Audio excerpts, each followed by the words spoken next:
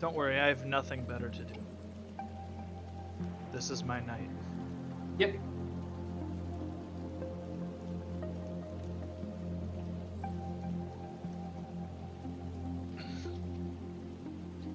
That's my stuff.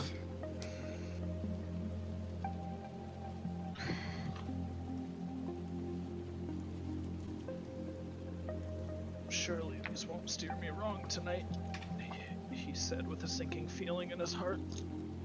Of course they might, and don't call me Shirley. I appreciate this. What, are you opening up a box wine or something like that? Well, I wasn't sure what you were talking about, so the most logical explanation was getting accidentally shit-faced. No, I grabbed my dice, and was hoping they wouldn't steer me wrong, but with my luck, I already know they will. So, I usually say last time we all met, but last time wasn't all of us because we have a new player joining us. Everybody say welcome to Rick. Hola. Hi. Hello. You're gonna die An here. awkward beer moment. I wouldn't know anything about that. But yeah, otherwise, the last time in this spoopy adventure, our party was having a rather lengthy conversation in the central courtyard before making their quick and creeped out exit of the Abbey of St. Markovia. But as banana shit crazy as the abbot had seemed to all of you, Manu elected to stay behind to have further conversation with the seemingly sinister Celestial, and to meet the rest of the party later. As the abbot had previously mentioned, he intended to pay the burgomaster a visit, and this was also the party's next destination. During Manu's walk with the abbot, he did sort of volunteer the future services of the party in exchange for the healing touch of the Morning Lord. And indeed, the abbot was able to remove Manu's unwanted dark gift. And he said there are more services he can offer when the party returns, delivering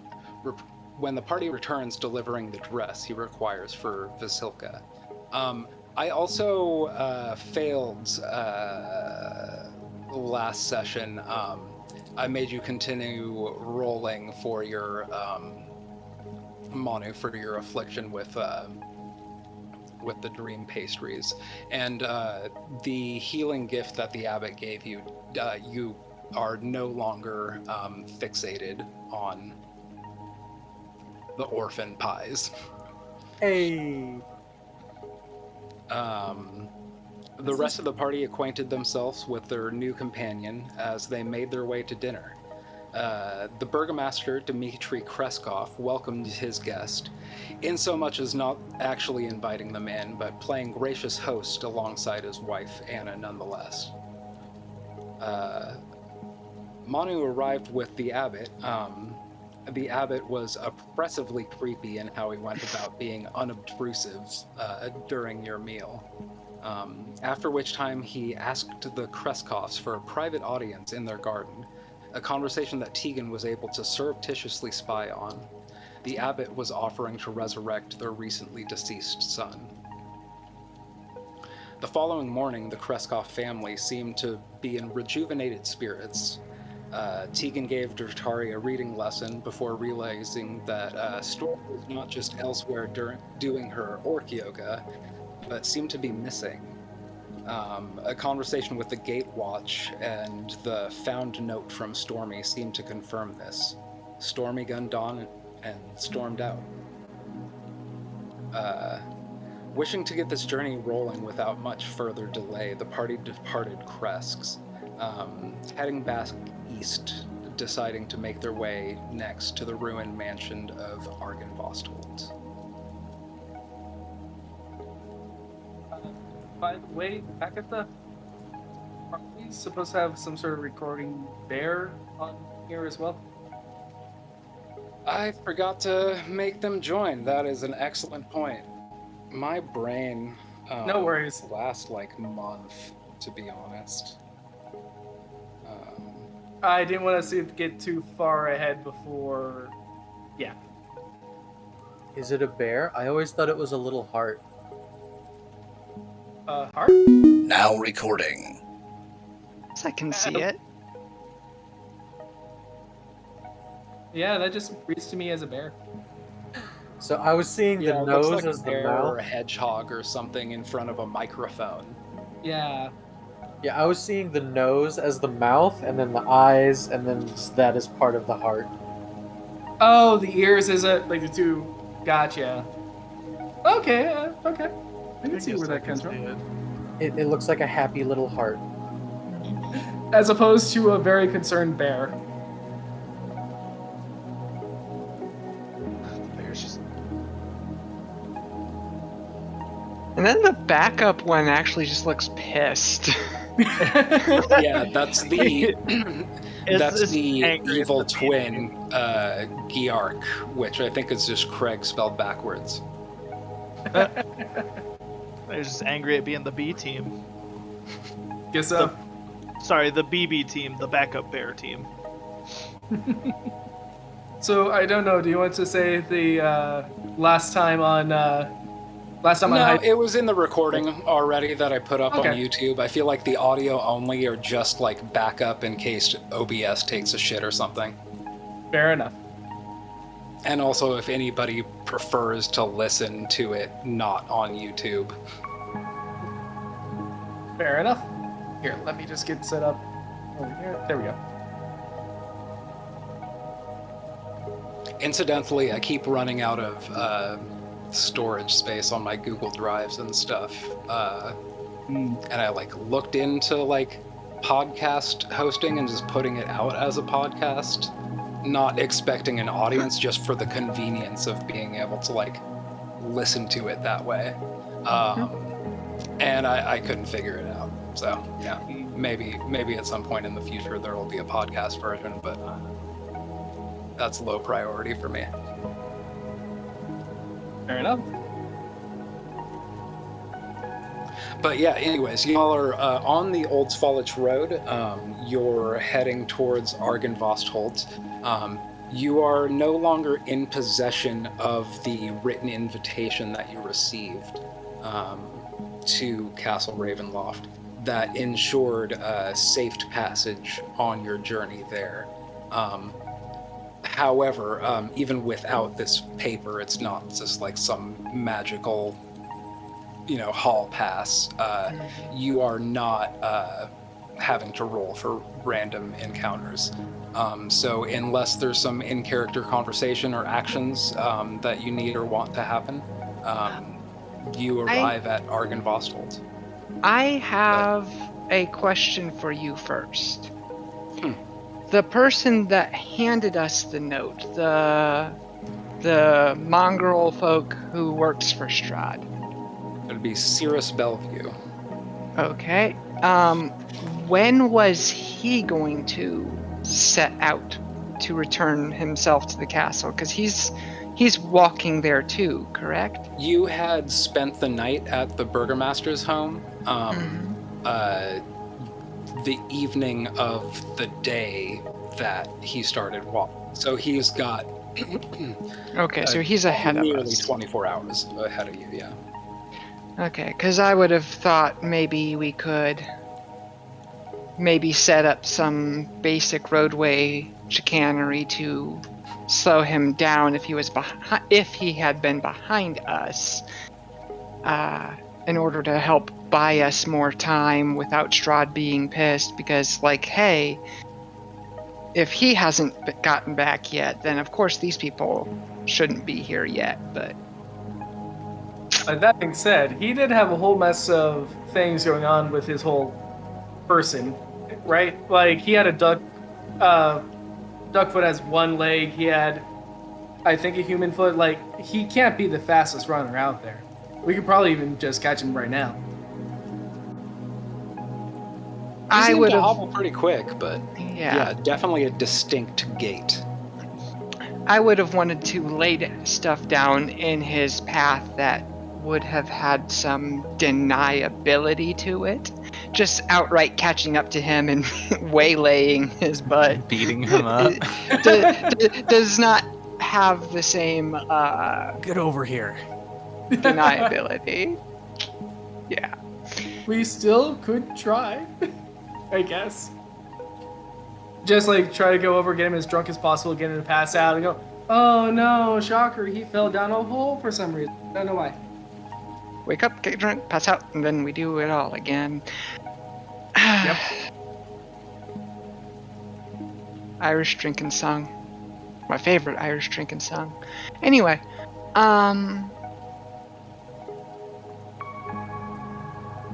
so to the hold.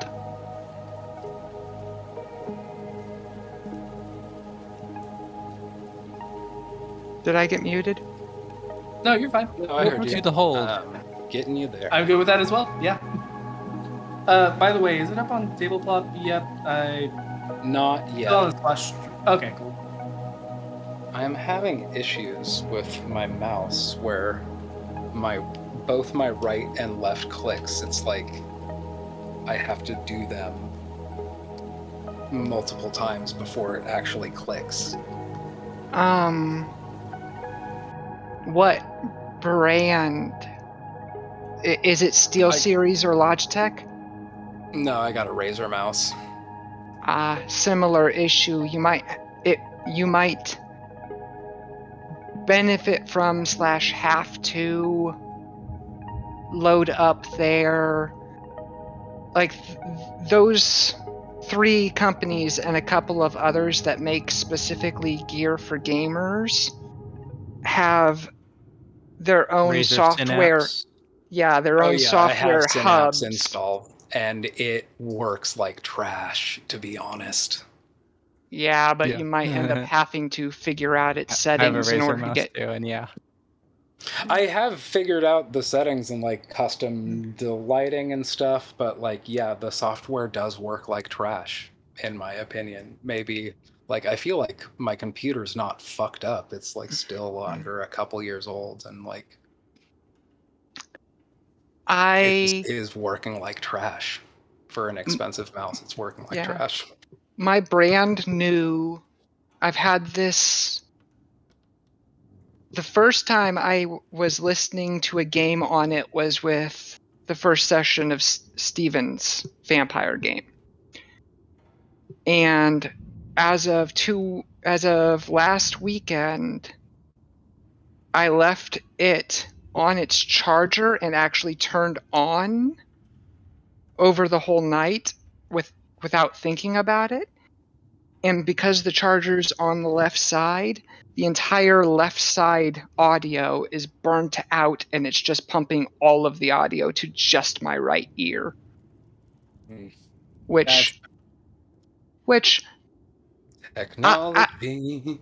I'll be blunt though, my loyalty to Logitech is not based on the fact that all of their stuff works perfectly right when you get it, but rather the fact that when I have had technical difficulties, their customer support has always been extremely on the ball with getting things fixed or replaced. So at least I know how to contact them and how to deal with it, and that at least in the past I've had great experiences with getting them to do so.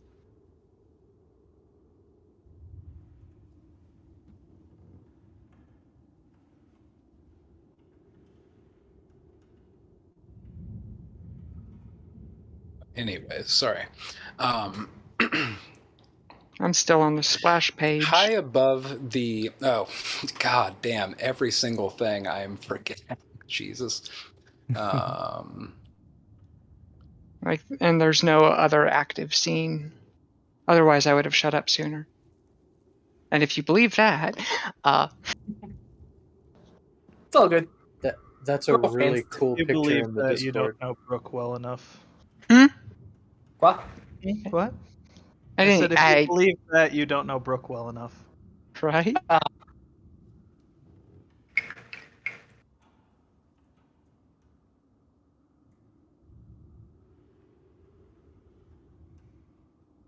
Anyways, I had to run out for another Coke there, so. There's the page. Yep, and on Tableplop, the bring everyone to scene button is like broken right now, or Oh. I can't get it to work.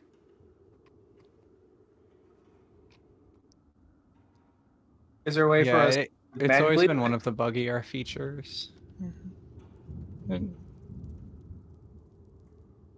But And I have to. Argynvostholt. Argynvost.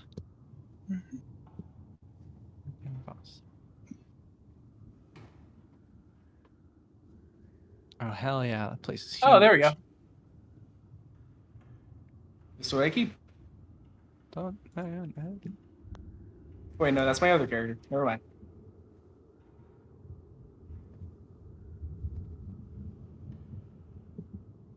da, da, da, da.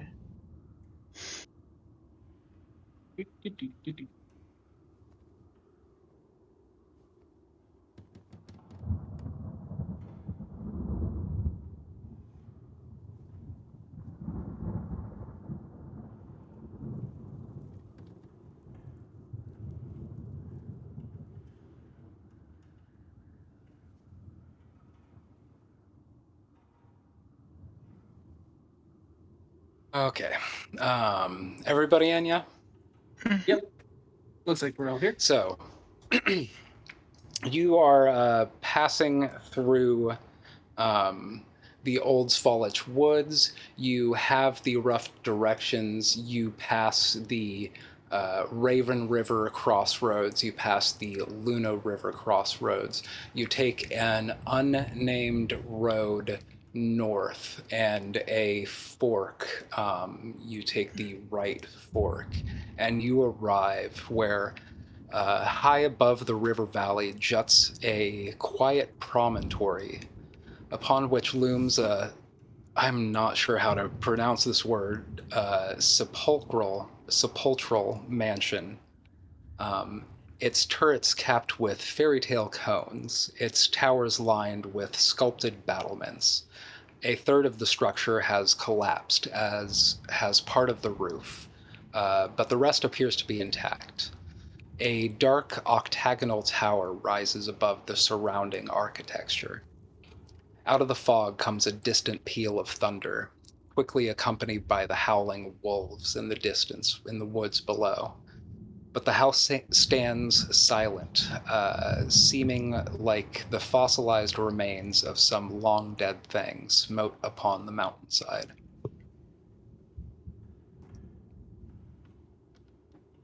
And is there anything like written on the statue right in front of us, or like right here? Mm-hmm. Same question. Who goes to check? Jutari goes in front to like see if she can read anything, but knows that it will probably be in vain. Yeah. Should I roll to Perched read? atop a 10-foot wide, 10-foot high cube of granite is a moss-covered statue of a dragon, its wings tucked close to its body. The statue looks east towards the mansion.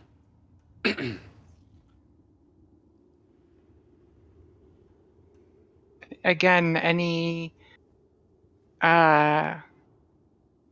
distinguishing features, writing? Close inspection reveals that it's a silver dragon of noble bearing. It's got a spiny frill, cracked and broken in many places.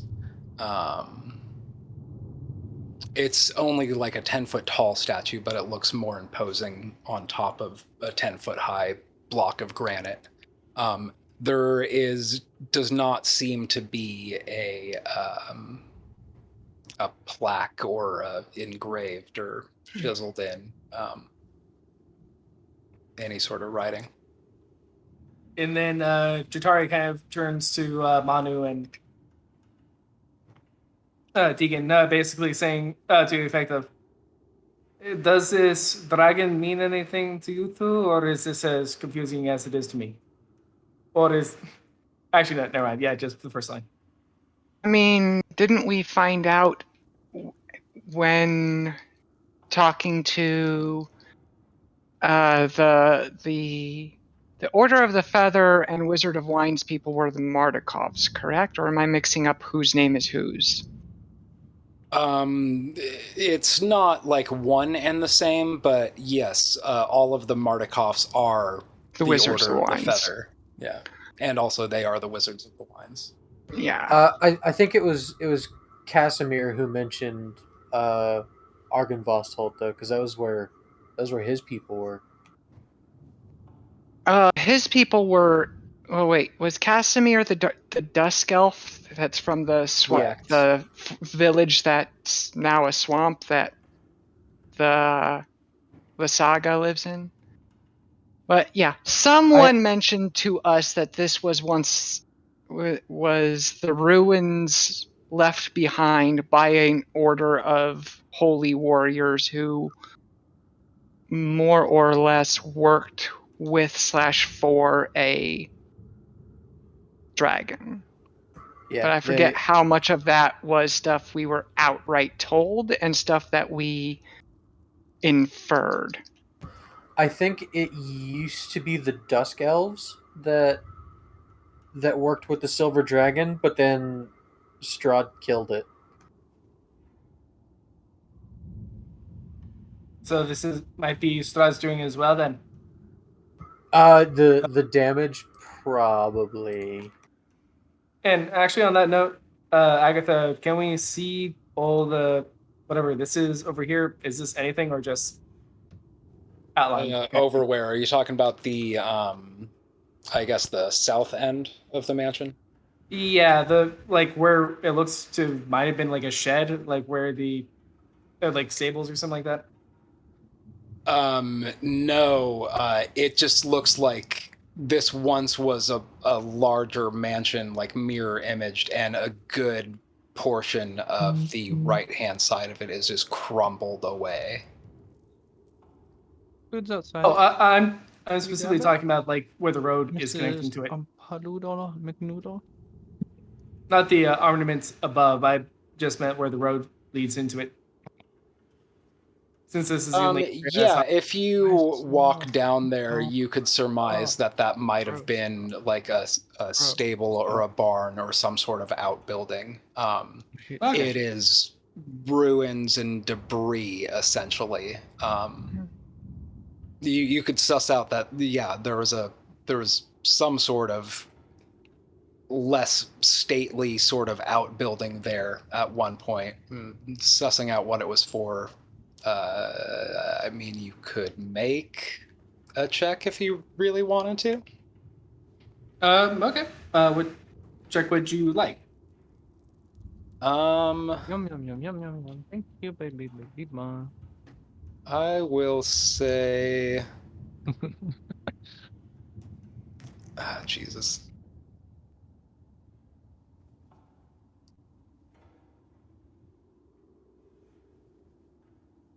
This whole mouse problem right now is really fucking me right now. No worries, no worries. And I'd have to dig into my closet to plug my old mouse in.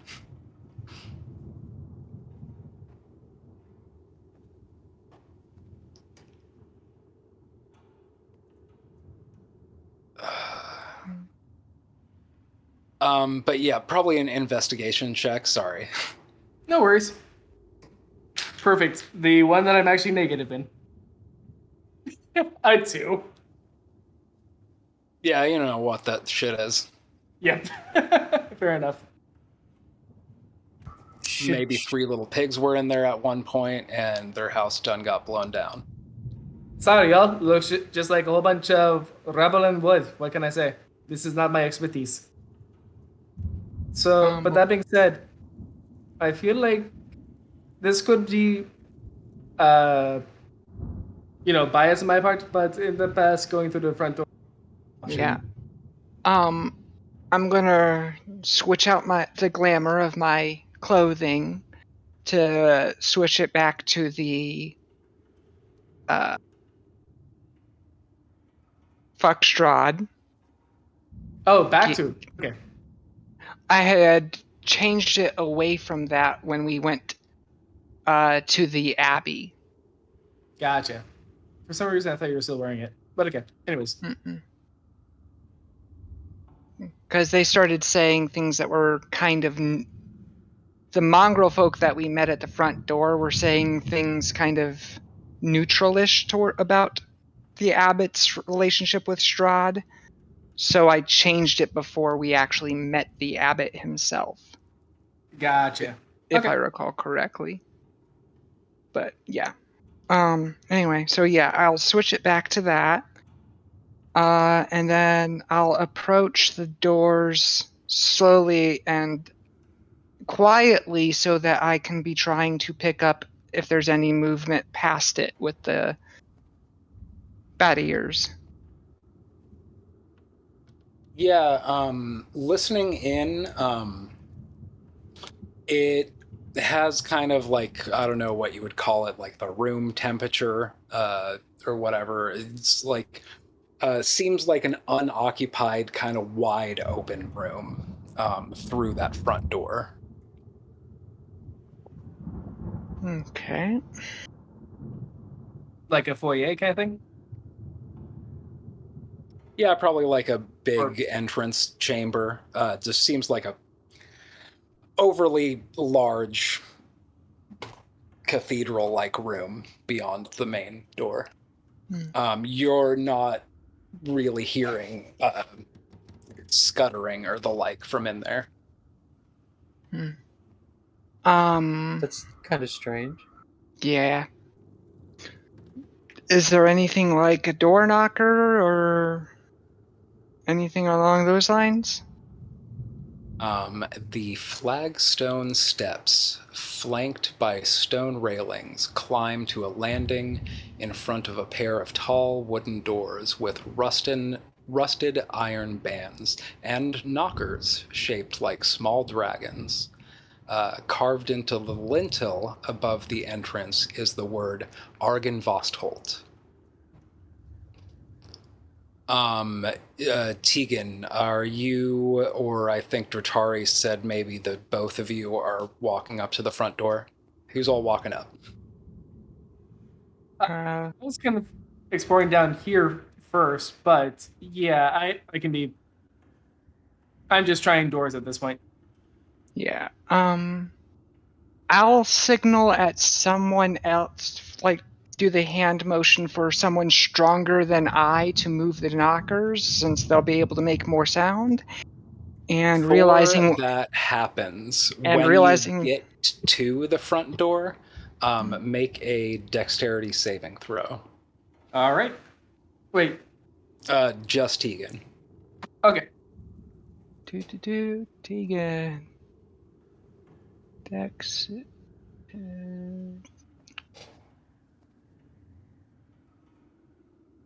Oh, keep scrolling down. Thank you. Jeez.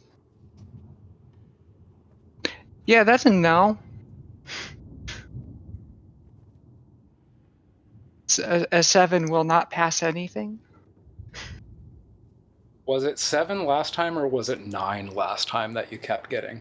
Either way, you fail to get out of the way when you hear behind you like this rusting creak, and anybody looking, and especially anybody in between the dragon statue and the front door, could see the jaw of this dragon statue begins to open, and out billows this kind of weak... And anybody real close to it, and even you, Tegan, at the door, just feel like a gust of very cold air. You don't take any damage. It's just like kind of chilly. Okay. From the dragon side or from the door side? From the dragon, the mouth of the statue creaked open and let out what was probably supposed to be a cone of cold or something similar, like a silver dragon's breath weapon. But instead you got air conditioned. Talk about your cold shoulder.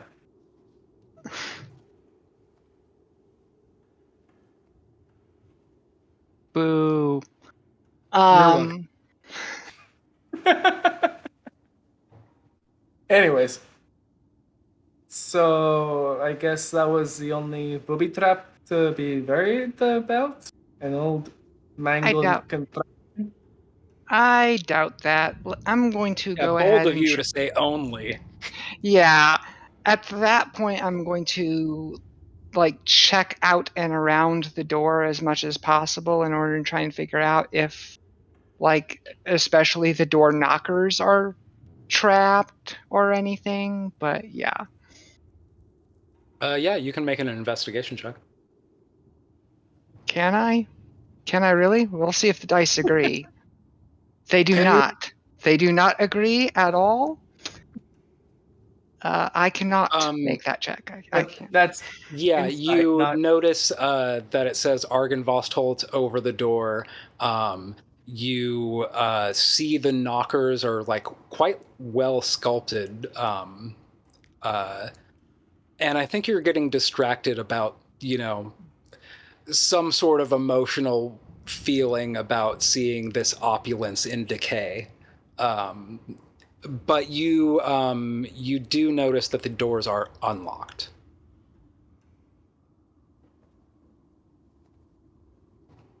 Well, I resume saying what I was saying before, that I'll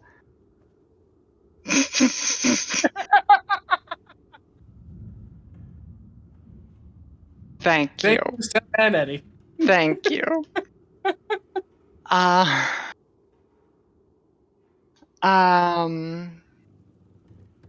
resume what I was saying before of I'll motion one of the strong people to grope the knockers, and I will cover my ears. Well, let me get that for you.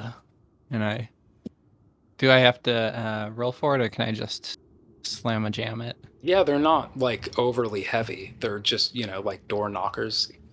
I knock it like I was expecting it to be overly heavy. So like really so you hard. Cop knock, essentially. Oh my god. Yeah, even through your palms covering your bat ears, Tegan, not just the steel wrapping against these heavy, hardwood doors, but like, basically a resonating chamber is the room on the other side of it, probably with a bunch of stone walls, like bouncing that shit around. You're not having a good time in your earballs. I don't even have that sensitive of ears, and you had me at cop knock. Fucking try and bust the door down. Sorry, not any personal experience at all, but yeah. So,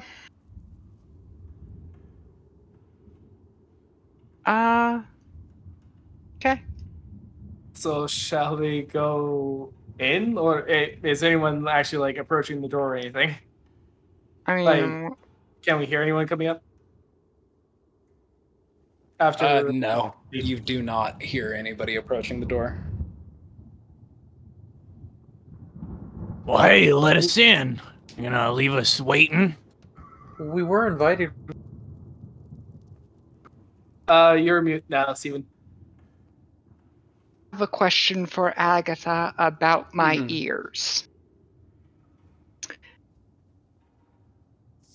Thaumaturgy can triple the sound of my voice. My initial thought is to do that and then start yelling in, hey, we were invited to this location by someone we met on the road. Stuff like that. My question, though, is, would putting my hands over my ears make it better or worse that I'm yelling with triple magnified voice? Because that could really go either way, and either one is pretty likely to fuck with me. I think I'll actually try to hand cone my voice. Yeah, I think either way it would go. It would still. It's still going to You know, call for but- the stun save. Triple yell bull. Yeah. I think either way, that probably call for it. Yeah. So I yell in, "Hey, we were invited here," and then you all see me stunned, racked with pain because I did make the check and I still haven't rolled a double digit. How So- long are you stunned with that? 1 round each time. Okay. Did we see any response from Deegan's call? So yeah, I'm sorry. Fill me in again. What do you call out and your thaumaturging 3 times shout volume? I am saying, "Hello, we were invited to this location by someone we met on the road." Okay. Yeah, I would say make that save, which I think was a con save. It is, and I failed it quite thoroughly. So you're stunned for, I don't remember, just 1 round, I think. Yep, Yeah. 1 round. So for 6 seconds, you're like needle brain. But yeah, giving a weight.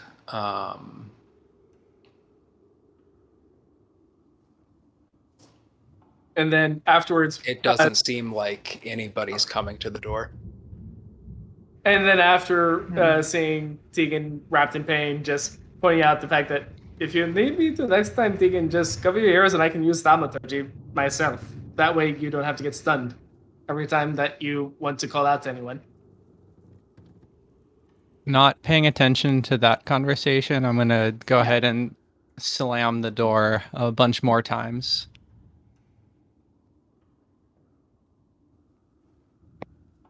Yeah, I'll say with that con save, like there's probably a couple moments where like Tegan is stunned for like 6 seconds before somebody, maybe Tegan is like, all right, enough. Has anyone actually seen if it's unlocked?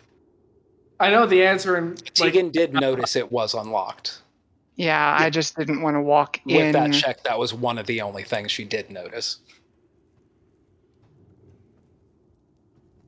Savage. But yeah. So with that kind of understanding, Jotari then eyes Eddie going, well, if it's unlocked, might as well see what's inside then. In kind of terms of like, she has her hand on the other door while Eddie is, is wrapping the other door, and kind of understanding of saying, let's open at the same time, we'll kill whatever on the next side kind of thing.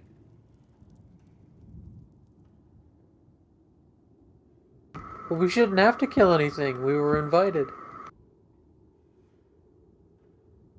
Well, then we'll open up the door and see what happens. We might as well have the 2 best. Let's have the people that are not as squishy go first, shall we?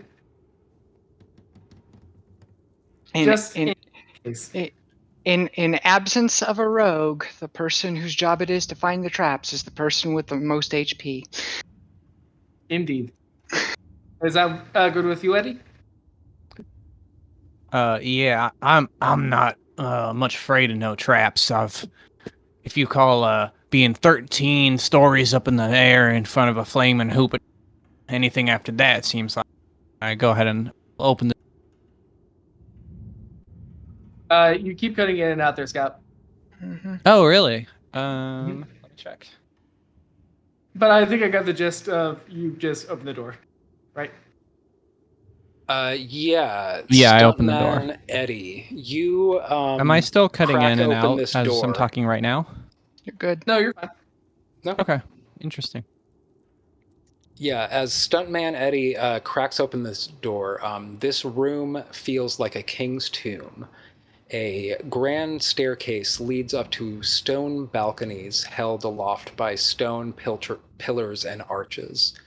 A tall, faded tapestry depicting a nobleman in silver armor hangs from an iron rod above the staircase landing.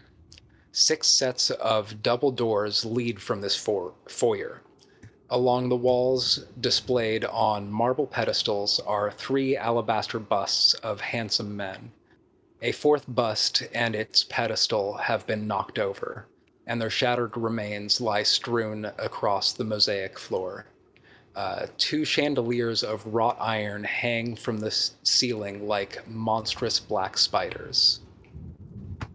And I will have to try to reveal this fog layer with a mouse that's not wanting to cooperate with me. No worries. Reveal button. Oop, oop, oop, oop.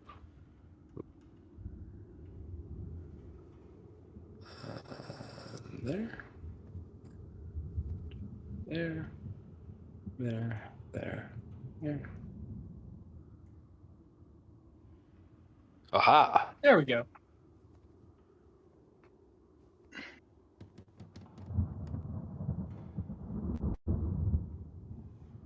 And I'm guessing that this is where the tapestries are, you're saying? Just like at the first. Yeah, let me find that out.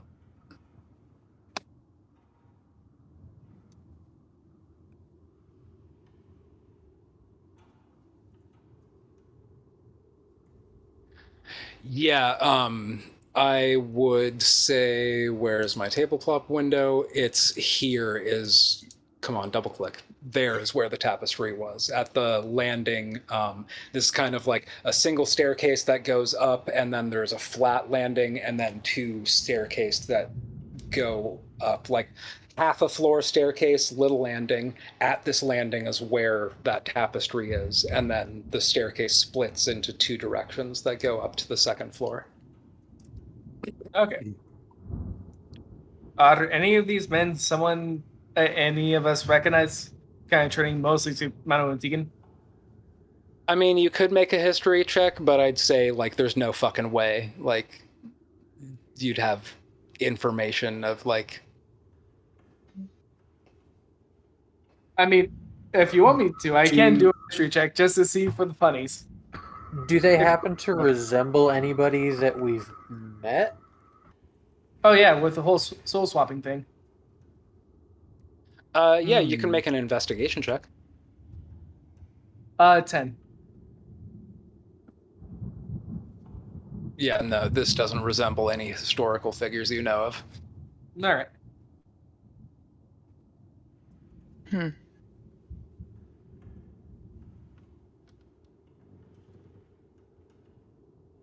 So, yeah, and from here, basically, Strahd just goes, we should probably do this floor by floor just to make sure that we don't have any issues.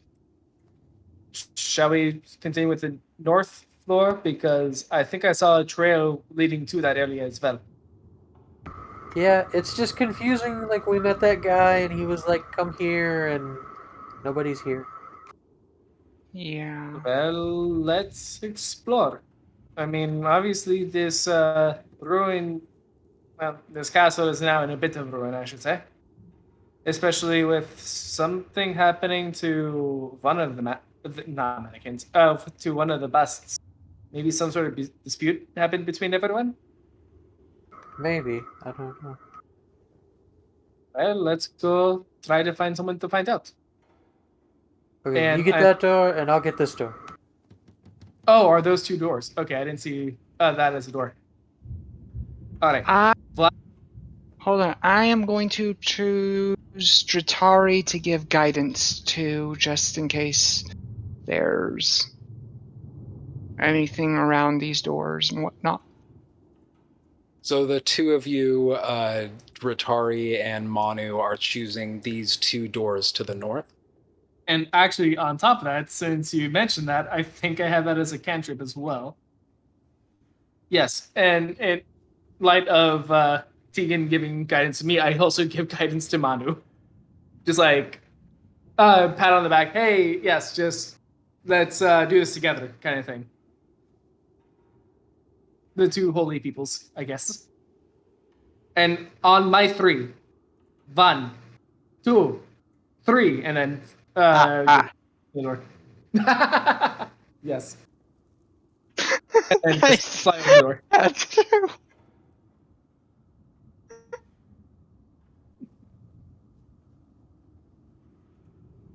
You're fine. You're fine. It was just funny. Oh, Jesus Christ, with my mouse issues. Oh, Oh, trying to do Fog of War.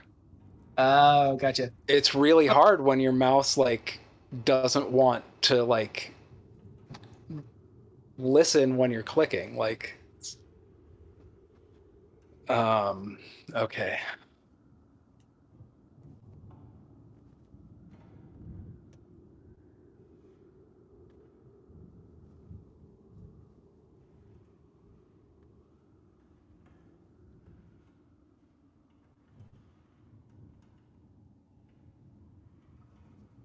I don't think I have a token for Arabelle, so this is actually a different NPC's art. Okay. Jesus, which...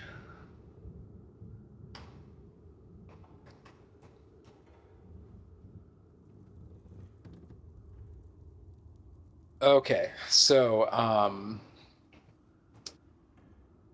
Manu, the door you're checking, this wood panel den has been ransacked. Its furnishings tossed about. A cold, dark hearth dominates the west wall between 2 narrow windows. Standing upright against the north wall is a sarcophagus made of black wood with a queen's effigy carved into its lid. And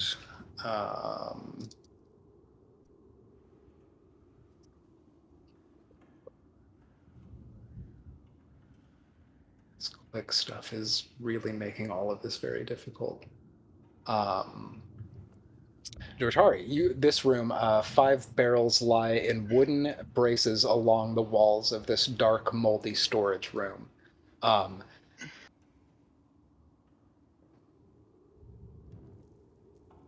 Make an investigation check, Dortari, because I imagine these 3 are like right where they're placed. I imagine they're around the barrels or something.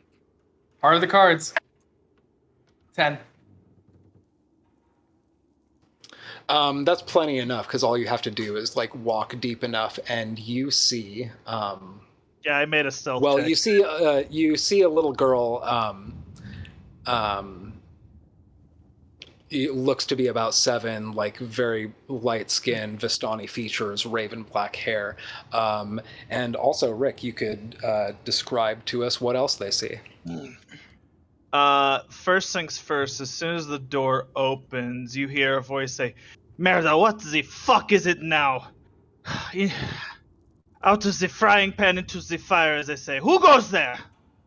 And you see a goblin, approximately 3 feet tall. He's got some piercings in his ears, kind of a foppish hat on with like a feather, the kind that like a bard would wear. Very, Renaissance-esque. He's wearing kind of like piecemeal chain and leather, and he has a crossbow leveled directly at your face with this little girl behind him. And then kind of off to one side, you see what can only be described as an identical duplicate of himself, except made entirely out of metal. Oh, okay. So that's the one. That's the one like south of you, right? The circular smiling goblin in the back is he would be in a different location, but I can't actually move that token. So. Oh wait, so your token is the one with the tree is me, yeah. Oh, okay, gotcha. That's what I wanted to confirm. Yeah. Anyways, the Tari Talons. Who the hell are you? Just kind of like shield up, sword drawn already. Did you not hear me? I asked you that first. Who goes there? I told you, Jotari Talons. I gave you my name. Bloody big people. Can you hear me up there? Yes? Who are you? Is this your house? Yes? She has As- introduced herself multiple times Yeah. already, and we were invited here. Invited here to this dreary place. Kiss. Yes. I take it that you seek refuge here or something? He's kind of using one hand to push the girl behind him, although she's like as big as he is, or even bigger.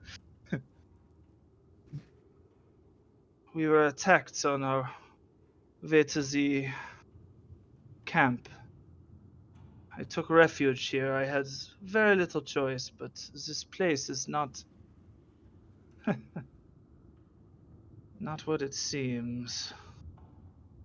I was responding to what they sounded like. At this point in time, I'm going to try and poke my head in. Yeah. The From person, the Vistani camp leader that was to the south of Velaki was one of the people I did the minor illusion, describe your daughter, fix this, fix this. Is the person that's in the room match with that person? No. Okay. I'm sorry. Lost concentration for a second. Which person were you saying? Were you asking? When we went to the Vistani camp that was to the south of Velaki, they were missing the daughter. Yes, it does match. Luvash is Roughly what you got. Just as a note, as soon as you poke your head in, the metallic figure, you just hear a grinding, and the goblin looks over. I already asked who they were. They told us. Be silent, Jack. Be silent. It's like, Um, oh, I you guess- seem to have Act like found you are. Luvash's daughter. You know this Since little I- girl. Actually, wait, was I even there for that moment or no? I can't No, remember. you were not. So yeah, Jadori's just even more confused than through the whole ordeal. Like, what are you all talking about at this point? Yeah. You were in the tavern when we came back from that. Okay, cool. Jack is going to turn to gosh, what's the girl's name? Annabelle or Arabelle. Arabelle? It was something like that. Damn it. And be like, do you hear that? Do you hear that, Moshari? Do you recognize them? They seem to know you. No, I don't know these people. Instantly on guard again. She does not know you. How do you know her? Oh Really, I'm Stuntman Right. Eddie, and I'm just gonna ignore Dear the fact God, that you're what happened to pointing your a face? crossbow and just like walk up with my hand outstretched to shake your hand. And since this is the first time you're seeing Eddie, Eddie is a big ass bugbear skeleton wearing an Elvis Aloha jumpsuit with Liberace's Neptune cape and a big ass bear head medallion. He's about 8 feet tall, 449 pounds of pure bone. Dear Big God. black pompadour, no eyeballs.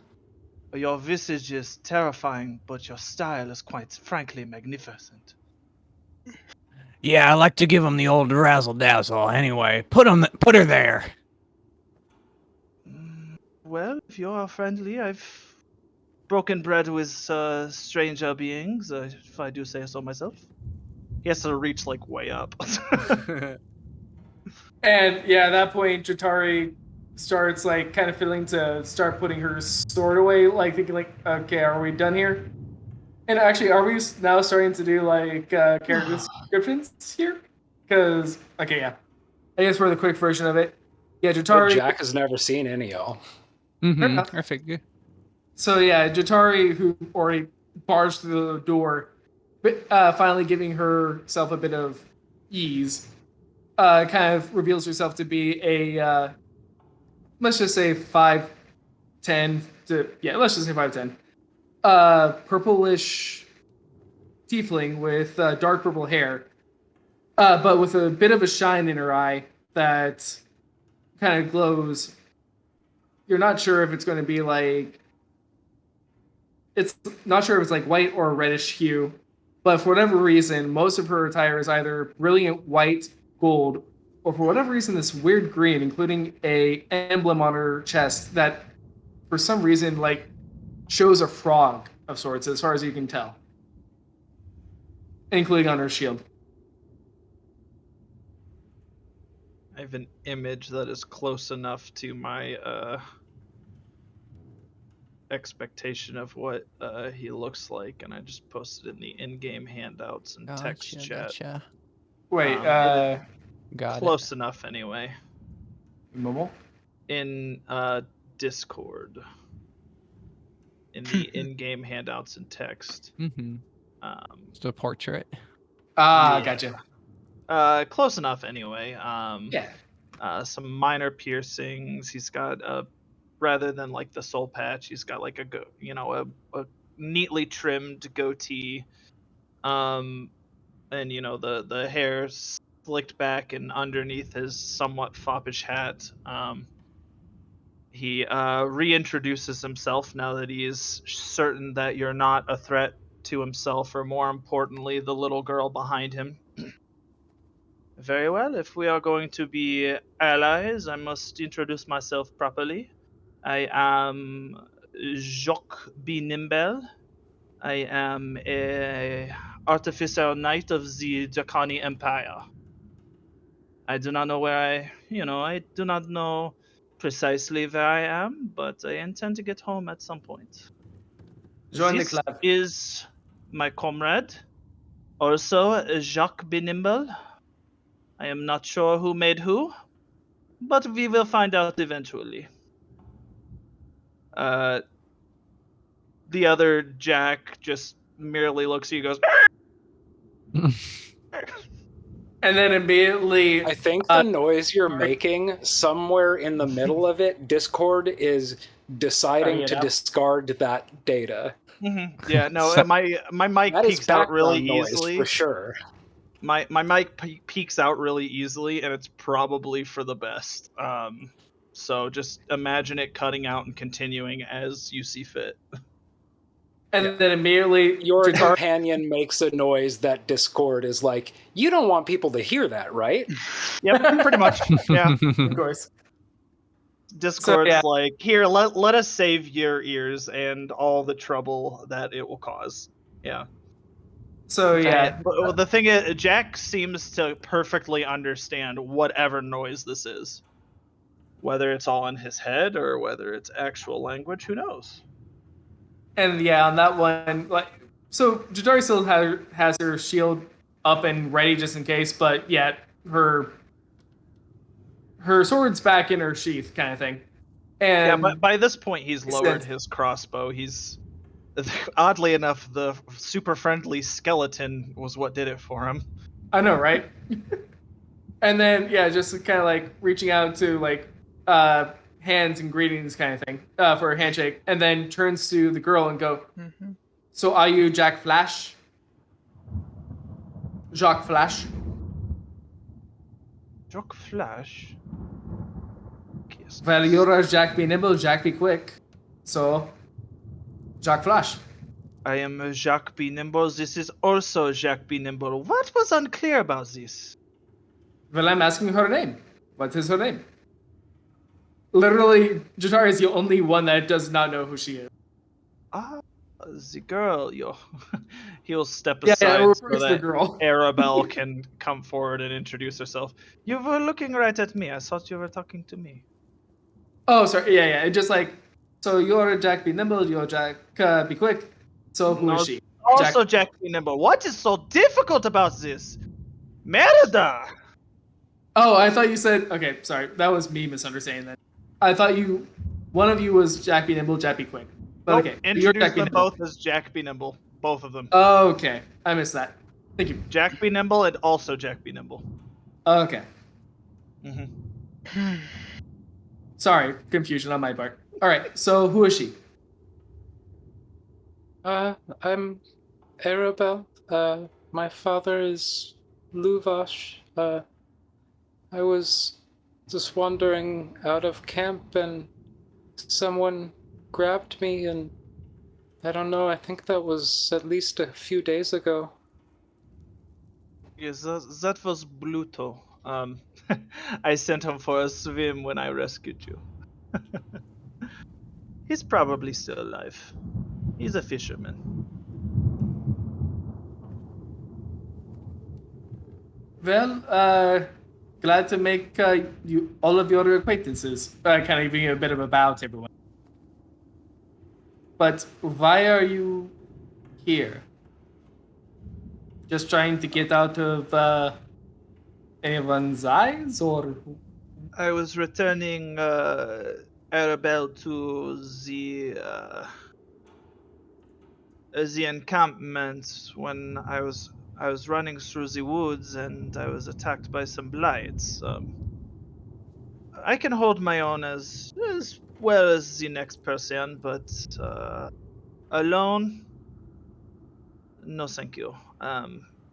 I cast a web and I fled. I sought shelter here, and it is creepy as shit, as they say. I take it that you haven't been here long. How long have I been here, Agatha? I don't think we. Less than 1 year. I'd say even less than 9 months. But I'd say you could have been here. Oh, Yeah. in the building. You arrived here earlier this day. You might have spent an excess of 2 hours, but probably less than that. An hour or two tops, long enough to rest and try to comfort the child as best as I can. I do not exactly have a face that screams comfort. Savvy, yes. Trying to the rest Very of pointy teeth. I turn to the rest of our crew. We're literally looking at undead bugbear, a tiefling, and well, I mean, all things considered, a turtle and a normal human with big ears isn't that weird, but still though. No, Yeah. I'm still over in the other room. Okay. That said, Tegan will at that point in time say, and just to continue the initially requested introductions, I am Tegan Picaresco, mage and devoted of a goddess of my lands, and yes, while Dratari was not with us at the time, we did meet her father Luvash, who was at the time looking for his daughter. We have been to that camp. We did know that she was missing, but that's the extent of our familiarity at this point. I see. Well, it is a pleasure to make your acquaintance, Tegan. If you are not too busy, it would be quite the boon to have your help getting this young child back to her family where she so belongs. Yes. I do not know what Bluto was planning to do with her, but the poor man has been declining in his mental stability for the past few months. So I can imagine it was not anything good, and even less so in the middle of a lake with a fishing pole. Yes. Well, you won't have to worry about Bluto anymore. We see that guy and we'll fuck him up. Yeah, do we have Do any want idea it to who be that known is? that he was a good man at one Vaguely. point. People who spent time in the Blue Water Inn, like tavern area, we didn't necessarily like role play y'all getting chummy with the locals necessarily, but you wouldn't know of Bluto, who had been I think probably over the course of when you found out about like mentions of the Mad Mage, like zapping fish in Lake Zarovich, and then as it relates to that, Bluto, the fisherman, like having really fucking bad luck catching fish and kind of slowly sliding into a deteriorating state, lack of livelihood. Slowly becoming known less as like the town fisherman and more as the town drunk. Okay. I encourage you to maybe not murder him outright, as he used to be a decent man, but hard times fell, and this land, my experiences here has been that this land really really People fucks up. you up. Yes. Yeah. Tegan, you and I, same page. Yes. Whew. I miss home.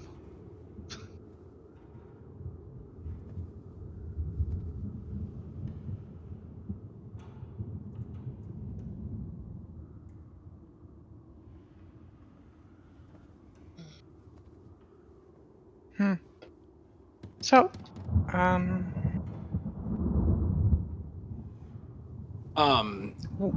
we do Manu, have. I think, intentionally is not introducing himself. If you are inspecting the room, there's some things I could tell you about what happens in there. Yeah, I was kind of. I'm kind of tunnel visioned on that box. I was gonna say, do you not hear any of what's going on in the other room then? Wood-paneled den has been ransacked. Its furnishing tossed about. Cold, dark hearth dominates the west wall between two narrow windows. Standing upright against the north wall is a sarcophagus made of black wood with a queen's effigy carved into its lid. As you are staring into this room, and your companions are meeting somebody in the next room that you seem to not be interested in at all, a fire erupts in the dead hearth and assumes draconic form. It hisses, crackles, and unfurls its smoky wings. Roll initiative.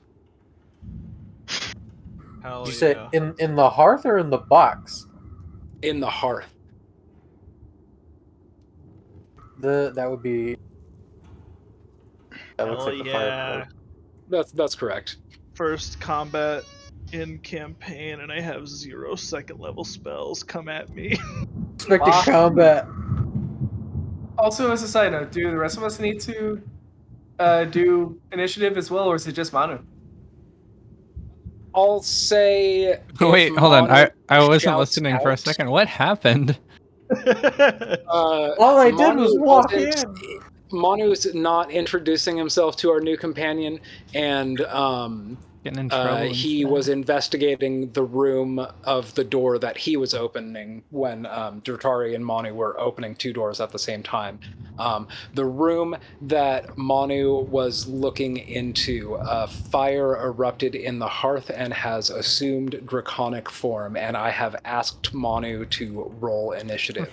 I will say, Tegan, you definitely hear the flames erupting, and if you want to go check it out, you should roll initiative. I'd say everybody else, unless Manu or Tegan shouts out, I'd say would not know to roll initiative. As soon as it gets to my initiative, I will shout out, but... What's the... Man, Eddie doesn't play around with flames. Would JJR be able to hear what's going on? I know my perception is kind of booty cheeks, but JJR's is pretty good. I kind of don't think so unless somebody shouts out. Okay, cool. Yeah, my weird-looking huge ears, amongst other things, give me tremor sense. Which means as soon as that thing starts moving, I know it. Would that have happened when I walked in the room or just when I opened the door?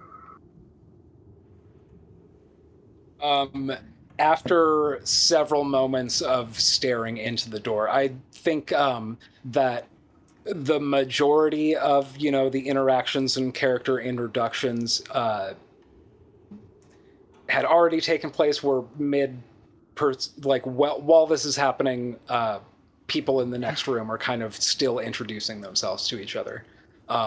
But yeah, it's only been a few moments of you having the door open. I think you take a step inside, like looking at the sarcophagus, and as you do, the flame erupts and the flame leaps out of the fireplace and assumes the shape of a dragon. Oh, and I apologize for the terrible French accent, but it just felt so right. How dare you? You're fine. It just makes me think of Pepe Le Pew, so Perfect. I think I can do passable considering the I work at a French dual language school and I hear it all day, but maybe not. It's all good. It still reads. I mean, let's put it this way. I've literally put my voice as something as Eastern European and called it a day. It's super vague. Exactly. Yeah, it's somewhere over there. yeah, you're somewhere in the guilds of Ravnica. We don't know where. I'm somewhere within the Iron Curtain. Looking- Who knows where, looking though? Awfully demure over there. Super sus. And I don't know where I'm from. Obviously, Mississippi. The South. The deep I don't South. remember what that is. D&D, Missouri. The deep South, right, Or, little Nicky? sorry, Mississippi. No, I think So misery Tegan would is be a up place in first. What are Barovia. you doing? I'm sorry, I completely missed that, Agatha. Tegan is up first in initiative. What is she doing? I'm first with a 9? Correct. Uh-oh. Wow. 9 beats 1. That's horrid for everyone. Tegan will shout, "Oh crap, Manu!" And will then, well, wait, I should measure, because I will, get right up behind Manu, and seeing something there, Yeah, you see this flame that is a dragon. Oh my god, this tool's so good. Sorry. Also, if you need to know the distance going around a corner, you could hit spacebar at the corner and it'll... That's so much better than Roll20. What the hell? My god. Alright. That's very handy. I feel like Roll20 has features that are really nice for a player that this VTT doesn't have. But when I was trying to learn how to run D&D online, I started with Roll20, and I literally couldn't even put an image onto a map and make them. Like, I couldn't fucking figure in a... Like, as a DM, I figured that out, but as it was a a person challenge. who... Yeah. I figured And that also, out, like, but it you was a can't just challenge, create a character. You have to, like, launch a campaign to create. It's like the way it works is fucking weird. But there tabletop are also benefits has its and stuff downsides to both. So benefits and downsides to both. But this is definitely one of the things that immediately I'm like, oh, I'm sure. Like, I know there's a way to do it on Roll20, but I can't. I, for the life of me, don't know how. I will say that if you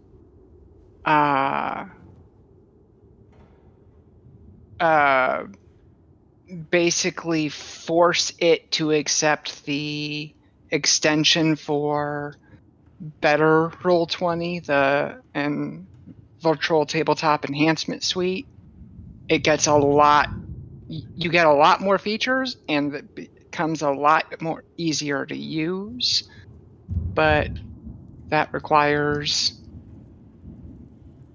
all those extra steps on the front end. But anyway, Agatha, I don't think we went over this before the game, but because I don't have any allies right now, currently the infusions that I have are I have repeating on my crossbow, and then I have extra armor class on my armor. So my Okay. armor class is at +1, and then basically my crossbow no longer has the loading property. Nice. But yeah, Where's- Tegan, this is what you where- see. Are you doing anything besides backing up Manu? If I can find where it. Oh, it's now in a different tab.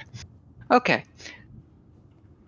Sorry, I used to just be able to scroll down until I got to my attack options, but now my actions are in a different tab in Tableplop. They changed it. So I am going to go ahead and, because I don't know the severity of the combat yet, because I just see this little flame dragon elemental thing, I don't know if it's legitimately a target in and of itself or if it's just a spell effect. So I'm just going to try and Eldritch Blast it. Bunk.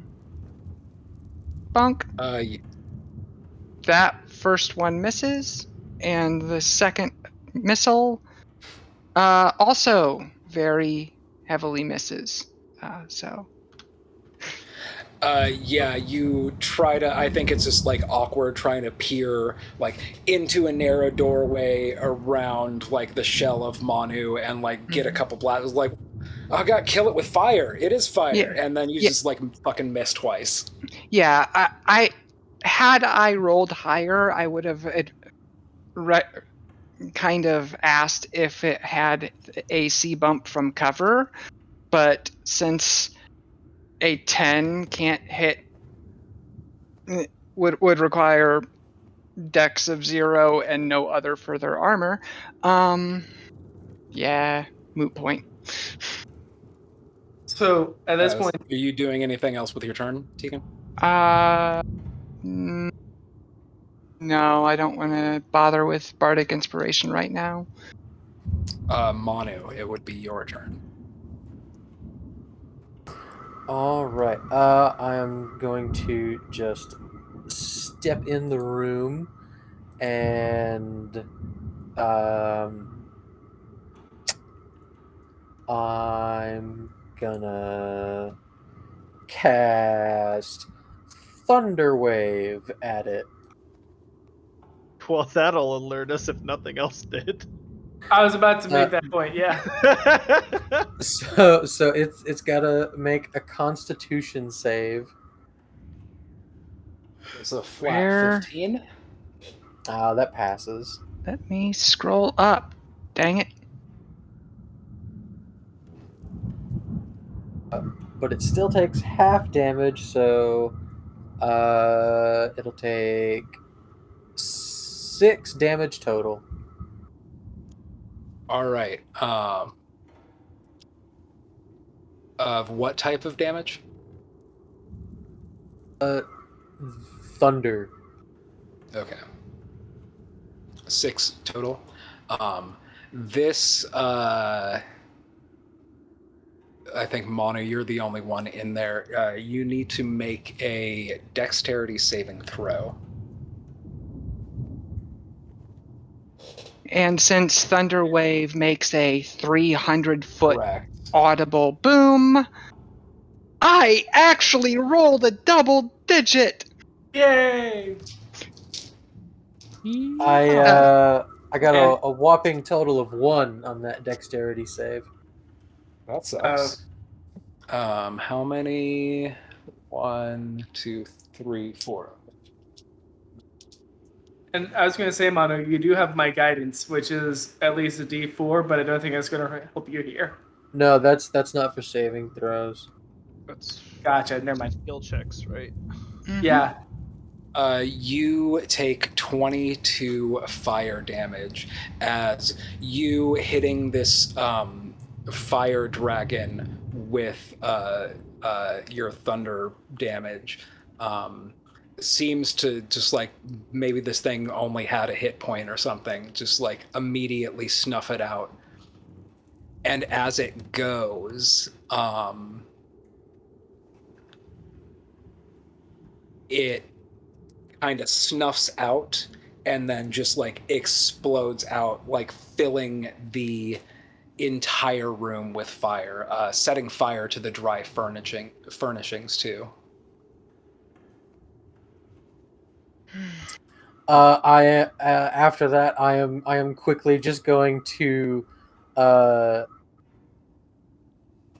run, just smoldering.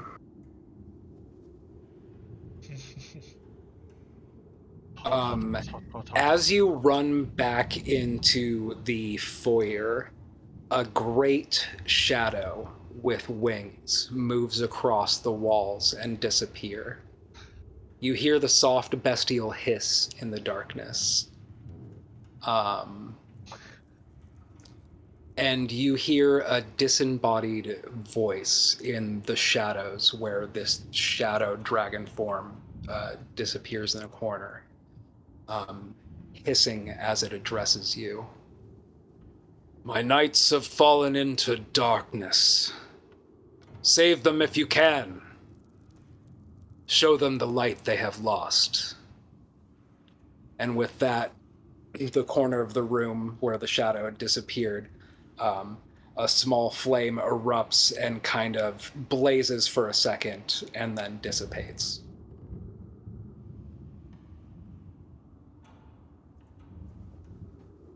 Was that said out loud or just like in my head? Yes. Okay. So Tegan definitely heard that. I think the thunder wave might have alerted some folks to come out of this other room, and yeah, I'd say it was probably about this corner where the shadow disappeared into and the voice was coming from. So should the rest of us roll for initiative? No, initiative over. Oh, well, that's easy. Okay. Um, So it's dead? Did I kill Macabre it? words is I'm going to start using the prestidigitation effect to snuff out the small fires and just start snuffing one smoldering thing at a time. Since you said, room turns to tinder. Yeah, that room was kind of slowly turning into ashes. Luckily, it's like a stone room, so it maybe wouldn't have spread too bad. But yeah, you're able to get most of the shit is ruined anyways already, but it's not on fire anymore. Yeah, upon hearing that, especially like the thunder wave just And the thunder absolutely, rolls. yeah, absolutely walk outside and check, just crossbow leveled, like Is everyone all right? Kind of thing. yeah, like recommending that our tiny child stay here while I check it out. You do see Manu just kind of sitting on the floor with his robe smoldering, like some smoking. Manu, would you like help there? Kind of preparing the what is it called? Cure wounds, as it were. No, Smells like turtle soup. It was just hot. All right, if you insist. But that being said, I am very sorry to deal with that. That being said, there are more doors for us to deal with. Shall I deal with the next door? I guess like peering into this room and seeing that there is at least another door next. That's the room that Manu opened. Yeah, there's also... this door. This door. Definitely do continue to test the environments, but please remember we were invited here, so announcing yourself as you move through, there's every reason to and no reason not to. I don't know why we're triggering traps in a location we were invited, but if you are concerned about traps, I can maybe take a look, see if I can find some such things. I am familiar with all manner of mechanism. Well, by all means, go ahead.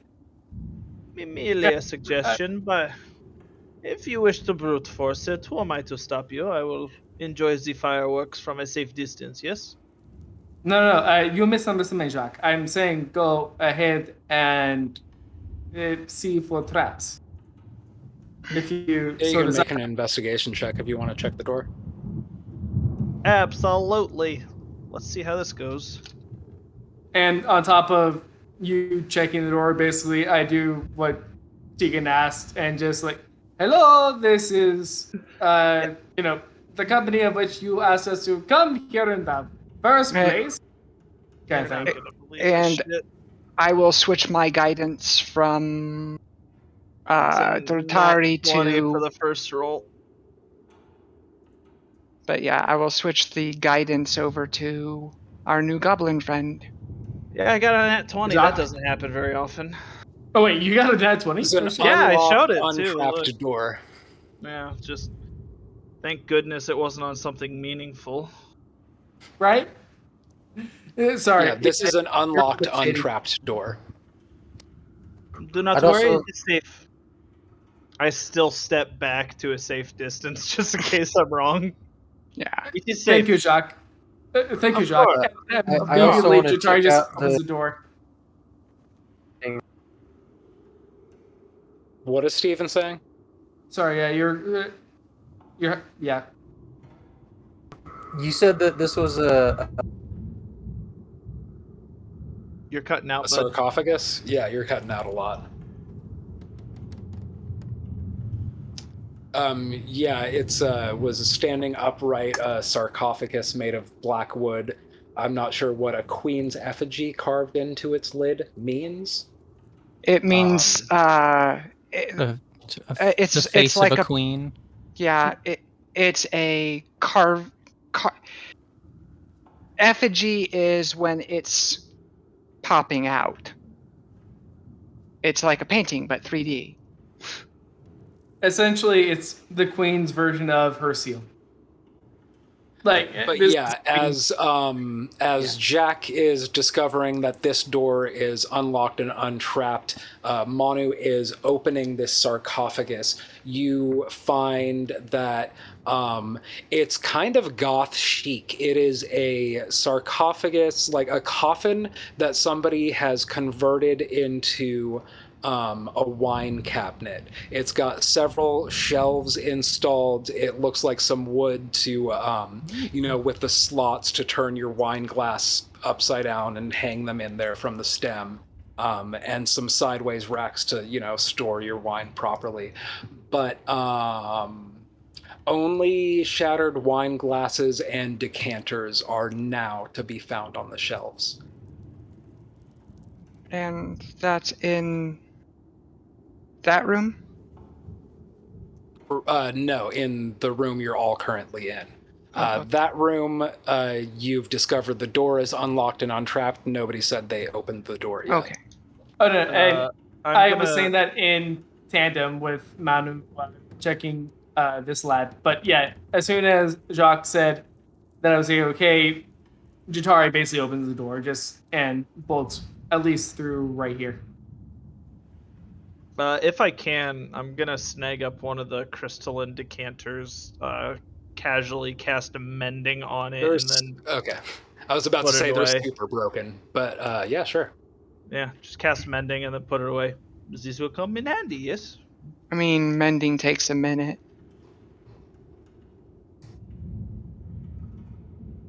Don't you poo-poo on my But parade. this room.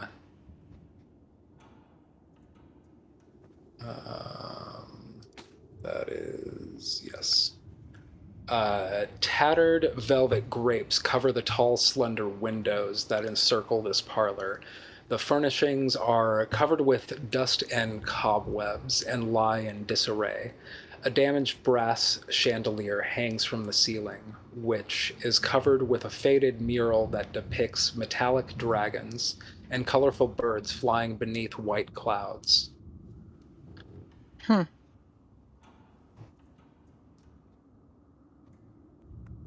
at that point, Jatari kind of just tries to address the rest of the room as much as she can.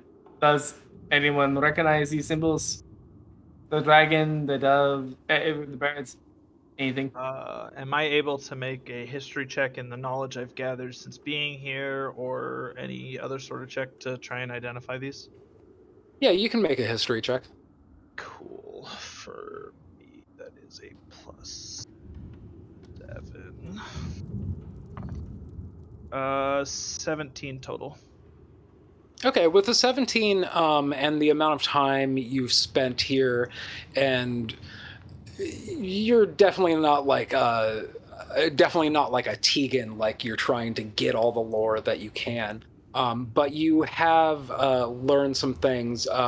You've learned that Argynvost was the name of a person who had kind of a group of paladins who did not who were basically enemies with Strahd as soon as he kind of took over the valley. And that was one of the first, sort of territorial battles in this 400-year history of Strahd dominating this valley, is crushing this order of knights that are devoted to,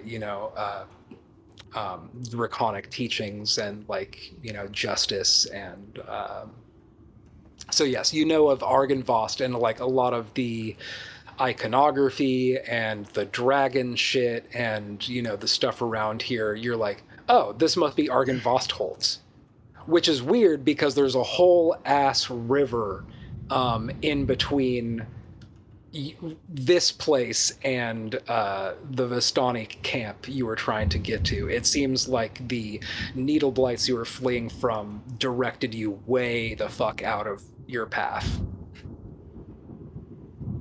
Damn it. I have been taken way off course. This is Argynvostholt, yes. No wonder this place is so creepy. Yes, creepy. I mean, have you not seen this land yet? My fair share, but I mostly stick to the civilized areas. Yes? Yes, for, this is Argynvostholt, and this is, like I said, where we were invited to by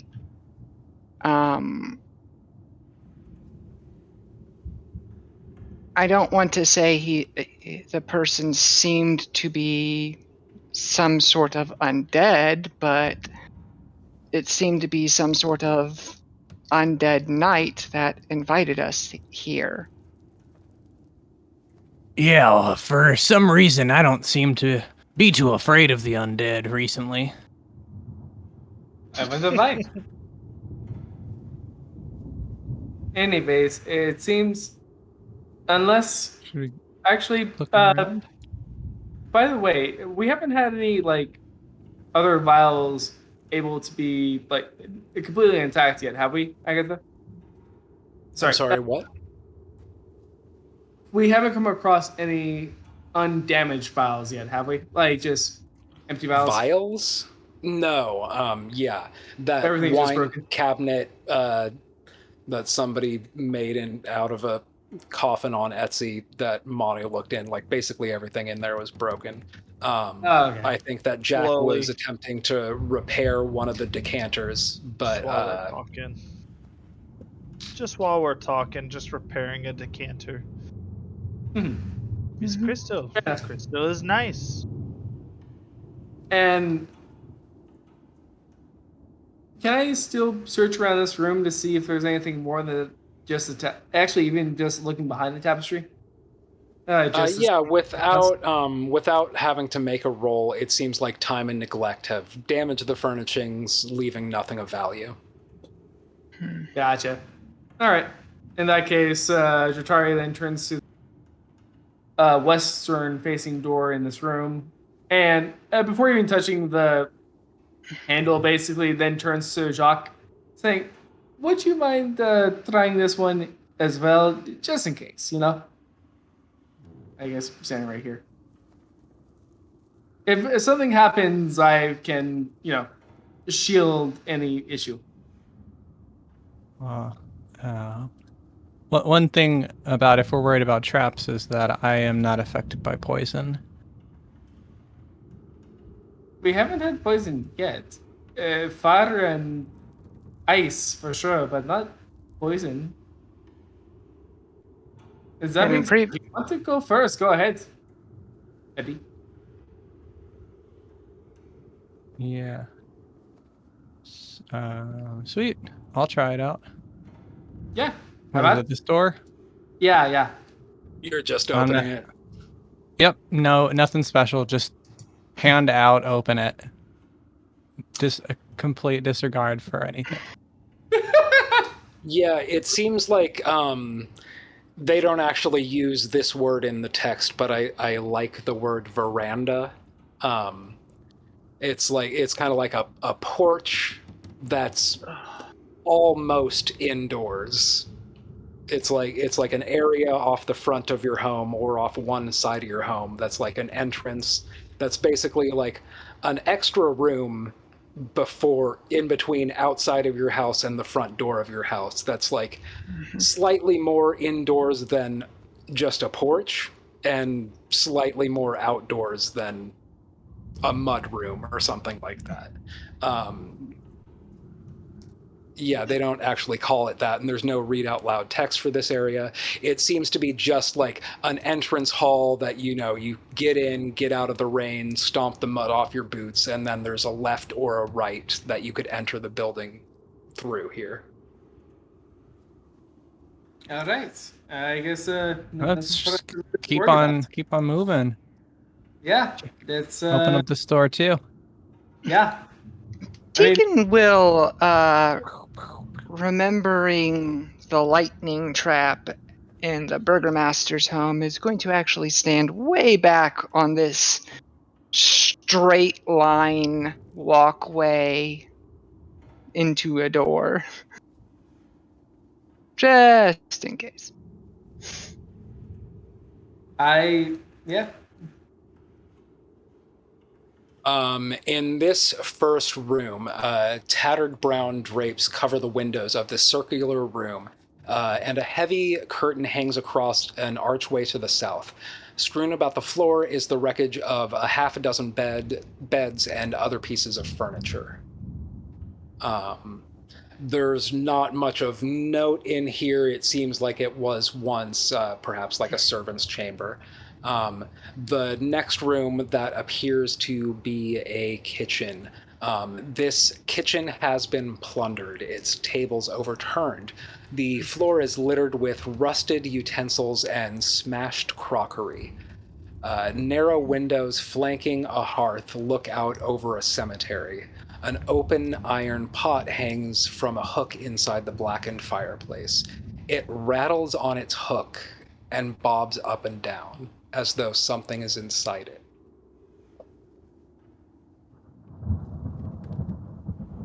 Unless someone beats me to the punch, I'm going to cast Mage Hand and tip the pot. Already on it. A bat flies out and kind of starts getting all beating itself into a corner and flying around. It doesn't seem like a typical what you've experienced with swarms of bats actually coordinated and precisely and vindictively attacking you. This one just seems dumb and trying to get out. I'm going to try to catch it gently in my hands. My big giant bugbear hands. Okay, make It doesn't look any more this special. This is probably than a not the bat, application for this skill check, but I'd say Stuntman Eddie make a sleight of hand check. Could I do animal handling? You may. All right. Well, It's, while it's Stuntman one more. Eddie- applicable. While Stuntman Eddie is making that check, does this bat look like it's anything more than just a normal bat that got stuck in an awkward place, or... It's kind of a chubby bat that looks like it had a really good meal and got stuck inside of it. All right. 13. Relatable, honestly. Right. Yeah, you swoop it up. It's kind of panicking a little bit. So That's okay. All right. I'm going to walk over to... It looks like there's a window right here. Also, to mention, Rick, you should be able to control your little buddy now, moving. I think I said it to Yeah. public, so you should be able to move it. Yeah, Okay, you yeah. did. It wasn't and then- at first, which is why you couldn't move it at first. Yeah. But I you, noticed Stuntman, that are halfway through. releasing... I'm gonna- Yeah. I'm going to go ahead and kick the window open. Or down Okay, if it's- it doesn't open. It doesn't open. You just smash a fucking leaded glass window. And then I just like huck it out the window. Yeah, you do, and you almost throw it with like a football spiral, which the bat was not expecting, and it's nearly, arcing into the dirt before it reorients itself and starts flying around outside. The old Barovian But, bat skin. You have rescued poor helpless bat. Fucking Stuntman And- Eddie, man. At that point, yeah, Jatari just goes out into the cemetery just to see the area, I guess, in lieu of a better term. He taking the sights, the gravestone. Yeah. See the spiraling bats. What a beautiful gravestone this is. Yeah. Tucked behind the mansion, Dratari, is a fog-shrouded cemetery enclosed by a 7-foot-tall fence of wrought iron. In the northeast corner stands a mausoleum.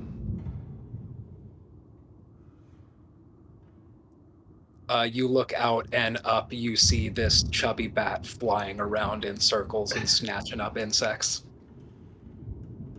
You're welcome. Man, did you see how Jatari just walked through the fireplace? Right? You guys just hear from behind you. Yeah, Dratari, you're looking out. You're not. There's no door there. Quiet. Oh my god. This is a beautiful moment. You are Wait. ruining it. Is this not a, like... That is a fireplace. I That is I where the was kinda bat was wondering what you're removed doing. from. thought there was a staircase going down into the cemetery. All I know is that girl is on fire. You're welcome. Never mind. All right. I mean, if any of us is going to stand in the fireplace, it best be the tiefling. That's... That girl is on fire. Yeah. All right. So instead of going out, okay. To be fair, though, we literally, as a group, have been going out windows. It's like, what's going on? Why are we staring into a fireplace? I almost brought my character over to be like, is there something in this fireplace? Check it out. No, Rick, you don't understand. We literally have, in canon, walked out of a window chat because we do not understand the difference between a window and a... Yeah. We were looking at the map. It looked like a door. We went out the door. Then we realized, like, wait, is that a window? And We went like, on a I guess door I on was the- like, I'll be yes, honest, that's that a window. That Yeah. feels like such a Stuntman Eddie move that I wouldn't be surprised if everyone else was like, you know what, let's do this. If it opens, it's a door. Exactly. If it doesn't open, we can make it into a door, right, Stuntman Yep. Eddie? Yep. Speaking of making into doors. Oh, wait, actually, can I go through this one? Yeah, that is a door, but also mean, the yeah, door, that's- I think. That's a door. That's I- the room you found your new friend in. Yeah, and then I go back through it like, oops. So yeah, and after he does that, Feel Tari good. then opens this door just to see what happens. At that point, I'm actually expecting for Eddie and I to do the whole 1, 2, 3 thing that we did with Manu and me. Like, okay, just in case. If something happens, just yell. So 1, 2, 3, bam. I imagine you guys are doing like somebody's left thigh is touching somebody else's right thigh while you're both doing like a single kick on these double doors to just blow them open from the inside. Yeah. And y'all do that, and a 20-foot long table with sculpted dragons for legs stands in the center of this hall. The chairs that surround the table have backs carved to resemble folded dragon wings, and several of the chairs have been overturned or smashed to pieces. Suspended above the table is a crystal chandelier that glows with soft white light. Standing in windowed alcoves are 2 life-sized statues depicting knights with dragon-winged helms and shields. Rainwater trickles through cracks in the ceiling, flowing down the west wall and adding to a large puddle on the floor. Wait, 5 sets of... Are they suits of armor or statues of armor? They're statues. I will be right back in a moment. I'll have my headset on so I can listen and hear everything. Okay. Well, it's official, guys. These guys are Gotcha. really into crows. Yeah, rainwater's trickling in, adding to a large puddle on the floor. 5 sets of wooden doors lead to this hall. The doors to the northeast corner hang open. A pair of leaded glass doors, their panes cracked and broken, stand open between panels of stained glass set into the east wall. These panels depict silver dragons in flight. Beyond the glass doors lies a dark, misty room that appears to be a chapel. Wait, Because confirm? I like this situation less and less and less, I'm going to use the fact that the studded leather armor is able to also change its appearance to any other kind of armor, and I can even change color, style, accessories, etc. I literally just finished reading it up to make sure I could do this. So I make myself look like the knight we met at the crossroads. Okay. And he appeared to be in a lot more tattered armor than these statues here. Jack's never seen this, so there's suddenly a new person with him, so he's like, ah! And leveling his crossbow at the new person. I mean, we were in the same room when I did it, I would think. But yeah, if you actually do that, Tegan, we'll switch the armor back and then switch the armor again. oh, Jesus. Yeah, if you're trying to imitate what the gear of the person that you had met that invited you here, you're imitating shitty armor, like the type of armor that would, crawl out of a grave with a corpse inside of it. It doesn't look like, these statues that are, fine regalia and nice armor. Yeah, I'm mostly trying to make it myself not necessarily look like him, but look like another person wearing similar type and style of armor and all of that. So that if we do run into someone and they happen to be not as initially amenable, then I can actually rush forward, show myself, and hopefully diffuse a situation. Because, again, I'm trusting this situation less and less since we were invited here but there's no sign of any of the person or persons who would actually recognize that invitation as yet. If that sentence made sense. Yeah. So. Yeah, that makes sense. You're trying to, when in Rome, look similar to who invited you here to. Mm-hmm. In the hopes that you fit in should you see actual residents and not, people Yes. hiding and bats snacking. But at the same time, I'm so constantly so far behind the lead members of the group, I'm thinking that basically if they run into someone and it is someone amenable, I can change my aesthetics back to my own quickly enough before I walk in and become visible. Whereas if we run into someone who's initially hostile, I can rush in looking like one of them, try to defuse the situation, and then reveal myself to have been full of shit. Yeah, sure enough. So there are 3 doors on this one.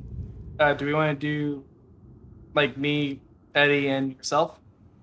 I think I said the doors, those doors hang open. And you top see into the ones on this side. Doors in the northeast corner. Northeast. No, that's not northeast. This would be northeast. What That's the fuck northwest. are you trying to That's north. Okay, If you're- so yeah. Are we then talking about this door? Yeah, that's Yeah, these doors that's hang northeast. open. Are these all doors or are they windows? They are all doors. Okay. And it leads That's all- into, you said it looks like a chapel? Yeah. I'll look inside. Same.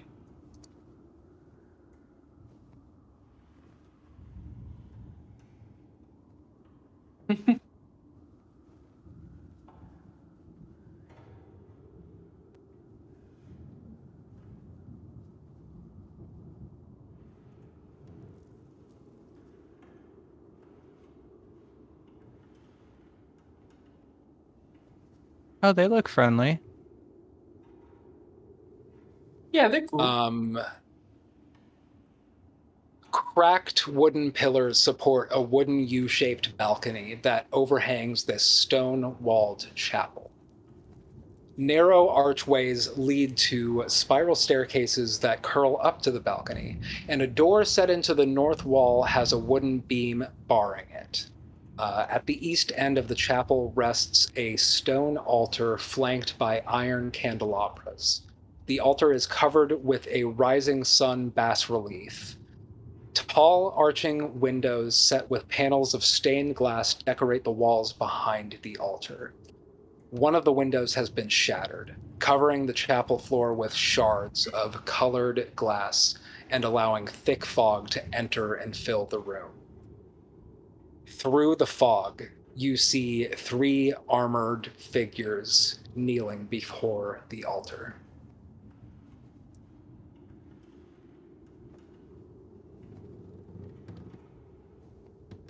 Well, hi there. I was going to say, can I do an investigation or like some sort of? Can I somehow identify? I'll say that as Stuntman Eddie says, "Well, hi there," and makes your presence known, the 3 of them turn to peer at you, and their eyes light up with this malevolent rage, and they say, "Get out!"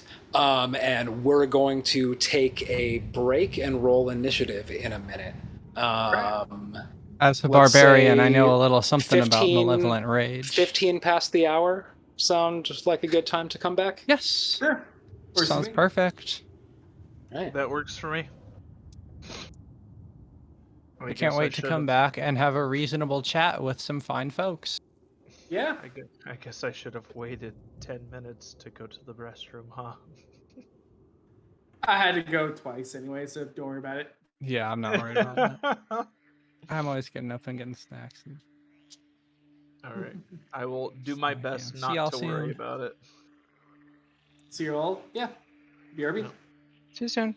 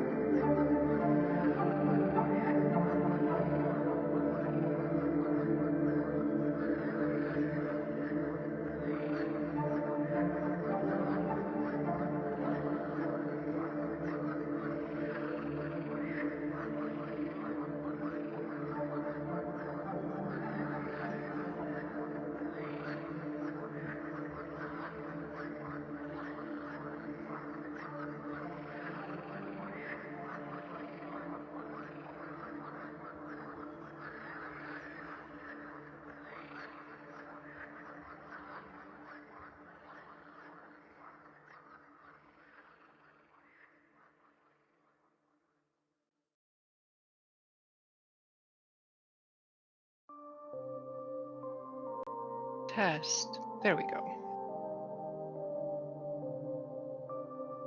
Was your audio not coming through? I could tell that I wasn't able to hear Discord or be heard by Discord. But Can hear you now. But yeah, I checked that I could still like listen to YouTube.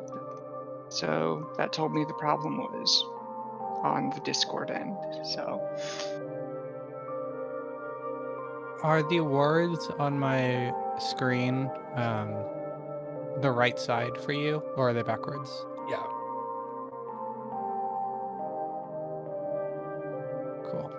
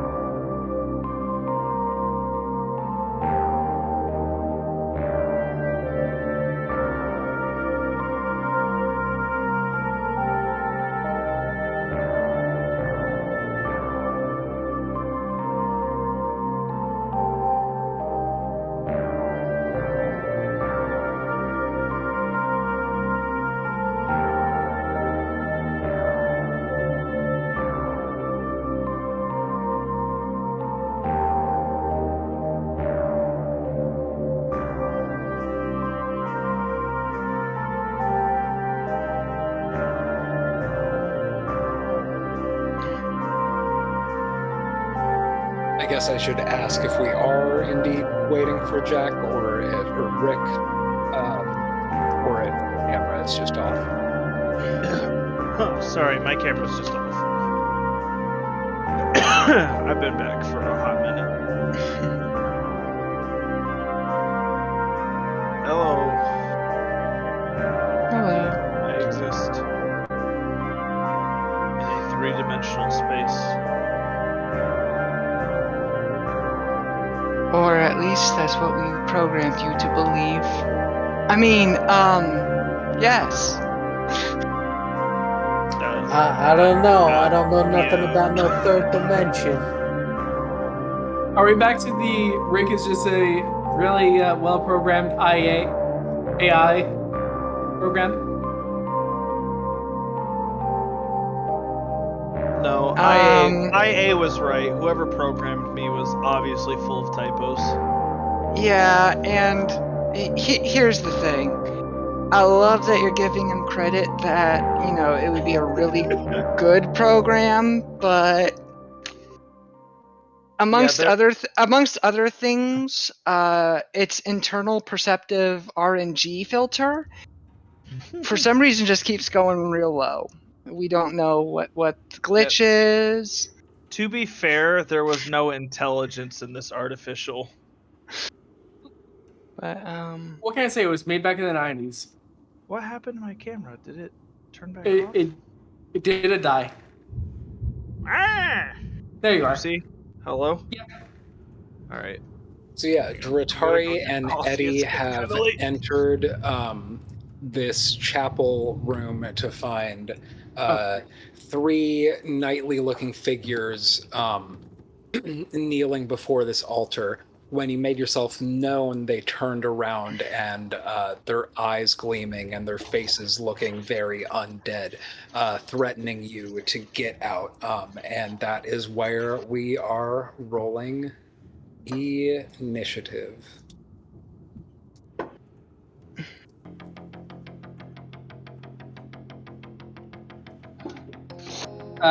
So that's your roll plus whatever your proficient bonus is, right?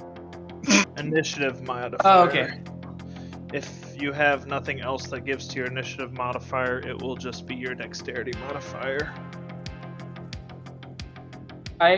So how do I manually... And you can put that into table plop and have it roll all by itself for you and pop your initiative into the lineup, which is pretty sweet. How do I... Oh, there we go. Oh, that's not bad. Dare I say that's even pretty good? I rolled manually. How do I do the thing? Or should I just roll in here to make it easier? You can go to, are you in initiative yet? You should right-click your token. I'm doing this for you now, but and right-click to add to initiative, which I just did. And then you should be able to find yourself on there. Why are you not on there? Alternatively, you can, if you go to the bottom, this is what I do. You can go to the bottom left corner and open up your character, or double click your character. Go down to it. I don't know why I said that. That does not work. Oh, here it is. I have. But yeah, and then you just located click the little paper airplane, and it rolls it in. I have located it. It's probably one of my favorite things in tabletop. So There we go. I think in my opinion, it should be next to it should be right in that bottom right corner with the options with send. I think that would be awesome. So why are we fighting the revenants if they're our girlfriends? That's just notice for me that they originate on the ground floor. I only know one way to fight with my girlfriend, and I don't think it's appropriate for YouTube. Well, I mean, this is an extension of Sucker for Love, but that's beside the point. I look forward to her. But I watching did this predict and getting that mad, joke by the way. when I used that labeling system. I mean, I think it's great. I don't care what the look thinks. Yes, you do. Don't lie. Undead waifus. I mean, technically, Raiden, fair. Oh, it's the name right there. I was and wondering where we were getting all this.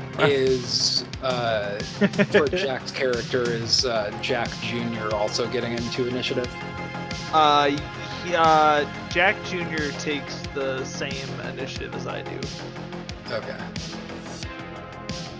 I believe it requires a bonus action for me to command my team. Jack. Shares your initiative, goes immediately after you, blah, blah, blah, blah, blah. Yeah. Oh, it And- doesn't take my bonus action. No, And it make is. sure- It does take my bonus action. Cool. Takes your bonus action for certain things, but it can do dodge without it. Yeah. And use reaction on its own. Mm-hmm. Mm-hmm. Okay, so going first is this southernmost revenant who is going to rush up on Stuntman Eddie. And where's my stat block? Hiding in the most inconvenient space for you. Usual.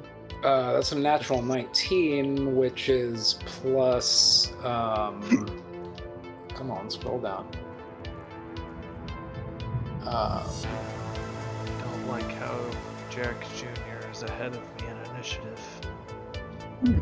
Perhaps Making Jack Jr. two is the real fist one. attacks.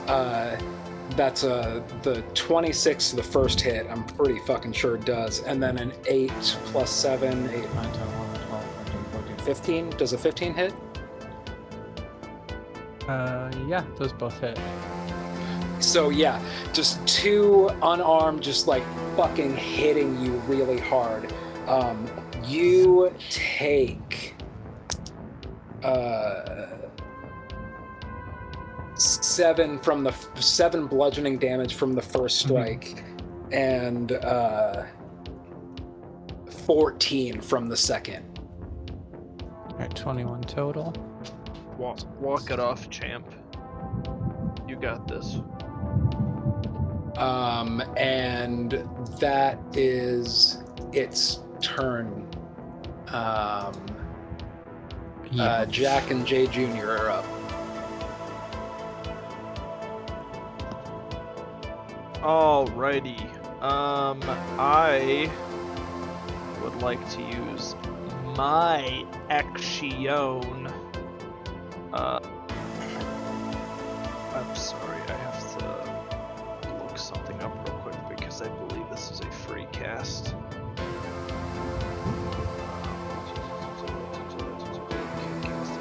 Okay, cool. Yes, this is a free cast once per long rest. I am going to cast Bless on. I will cast it upon myself, upon Stuntman Eddie, and upon Dratari. And what's the range on that? 30 feet. Okay, yeah, plenty of range. Yep. And then I am going to use my bonus action to yell to Jack Jr. Well, what are you waiting for? Get in there! And he'll run up and actually he can get over here. Do you use flanking rules or the optional flanking rules, or is that not something you use? No, yeah, just mostly for when Scout was playing a rogue. The sneak attack stuff. Okie dokie, that is perfectly fine.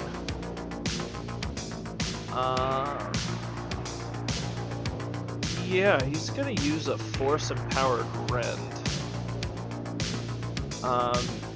You see as this goblin's hand just essentially becomes like a like a rotary saw, and just straight into this guy. Okay. Assuming I can hit. It's a +7 to hit. I rolled a 17, so it's looking good. 24 to hit. I'm pretty sure that does. Yeah. So, yeah. Honestly, do not like. Out of that armor class. I do not like that I'm rolling hot because I guarantee when it matters, I'm gonna roll a nat 1 and just instantly die. Hey, there's the nat 1. Nat 1 for damage, so it's a total of 4 force damage. And you're targeting this one labeled G here? Yes. I am attacking the G-man, if you will. Or how much of what type of damage? It is 4 total force damage. As a magical chainsaw rips into this guy. Okay, you see, hits him and kind of shreds through, but he just turns around looking virtually unharmed and angry. That's it, get him, you little shit!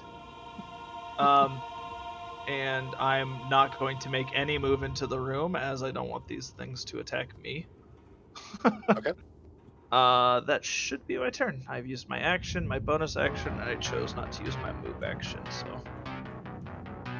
That will be it? Is the next Revenant, who is going to step up right in Stuntman Eddie's face, but instead of immediately engaging him, he is going to glare vengefully at Dratari, who must make a wisdom saving throw, DC 15. Okay. 8. Plus, let's see.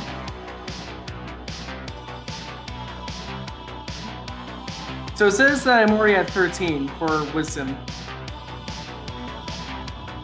Wait, hang on, no, never mind. Wait, no, yeah, plus 3, so 11. Yeah, that is Bless? a fail. You get an Did you add additional Bless? D4 from Bless as well. I did have bless. Sorry, what did bless do? It adds a D4 to any attack roll or saving throw that you make before the spell ends. Alright, let me throw that in as well. Sorry, my D4 is really hard to grab onto. There we go. Plus 2 on top of it. It's a 10. Well, no, it was 8, 11, so that would make that 13. Yeah, that's still a fail. That's with the bless added. Well, that's with bless, but not with guidance. Is that the same thing or no? No, those are different Works things. from skills. Yeah, guidance is only Yeah, not on skills, saving and Okay. it, unless someone kept it up, it would have expired by now anyway. Alright. You are paralyzed, Dratari. By just like the frightening, like inhuman, just malevolent and like with ill intent, vengeful gaze that this creature is giving you. You are paralyzed for the time being. Okay.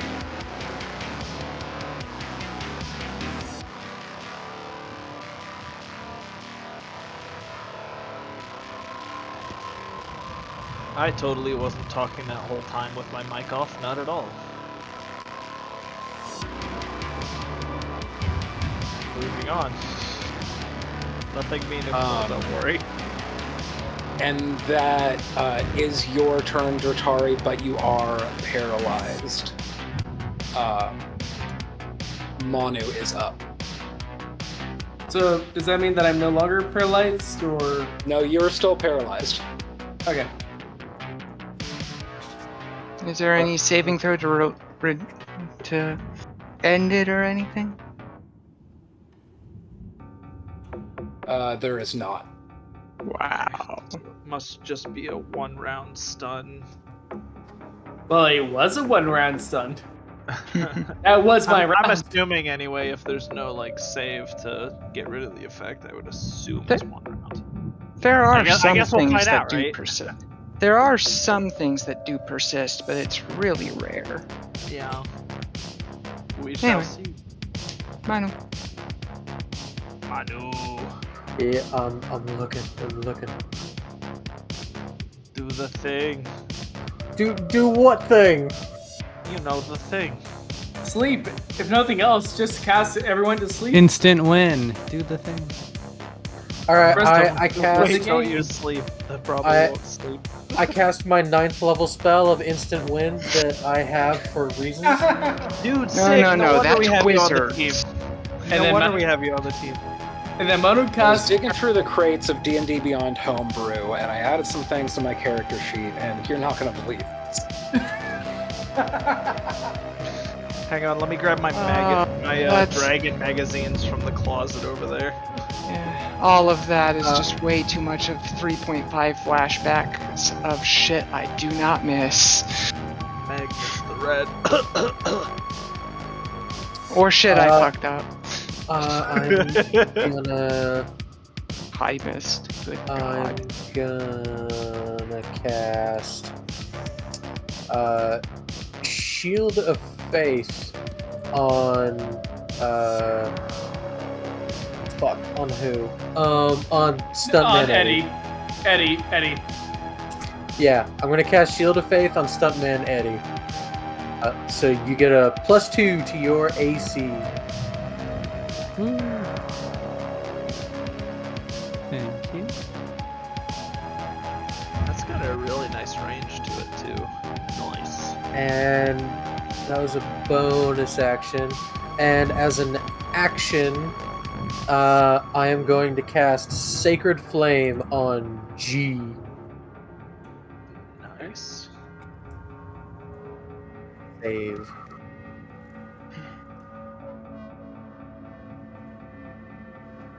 Do they have to make a save? Quick. Yeah, turn dexterity. undead. That's Wait. a natural 1. Turn undead, but not on Stuntman Eddie.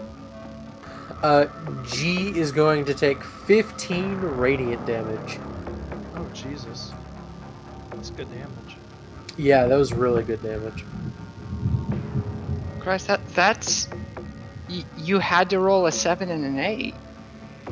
Yep. Wow, that is really good cantrip damage. Yeah, doing a little bit more than Jack Jr.'s first strike on G, it's still, chipping away at an iceberg of an HP pile.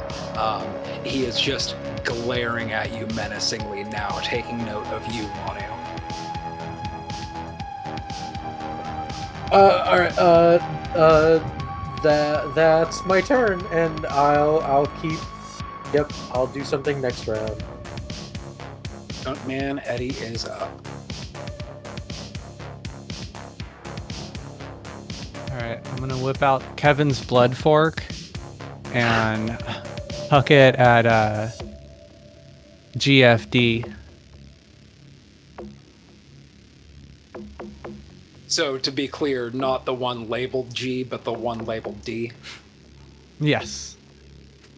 I think unless you're looking at initiative, you don't see that ground floor. D, so you're doing what to D? God, this sentence. Throw in the old Kevin's blood fork. Throwing the fork at the D. Roll to hit. If I had a nickel every time I forked a Alright, D, man. Is that 25 to hit? Yeah, 25 big time hits.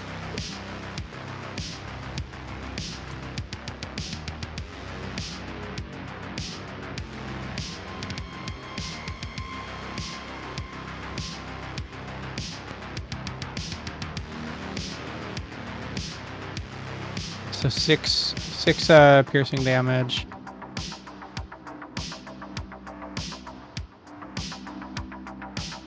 And then I'm gonna get pissed. I'm gonna get real mad. Start making motorcycle noises with my mouth. Wake up in a rage. And I go into a rage. Yep. And in a rage, Stuntman Eddie has the usual rage stuff. Well, I'll just explain to it. He's extra tough though. And then he's going to make a attack on, who is that? X. Going up. Okay. Go ahead and roll the hit. 13 plus 6, 19 to hit. Definitely hits. Alright, and then that is 1d8 plus 3 plus 3 plus 2. So 8 damage. 8 slashing damage with the firefighter's Treebane axe. And since I made an attack, I take 1 magical piercing damage instantly. Yeah, both of these attacks you lash out and you feel like there's a heft and like these should be like huge fucking blows. But it seems like these creatures, not any sort of magical resistance, just like fucking beefcakes of undead individuals that you just like big hits for you are just chipping away at their health bar. Thankfully, we also have a beefcake of an undead individual. Yup. I'm gonna go ahead and end my dang turn. Okay. Tegan is up next. All right.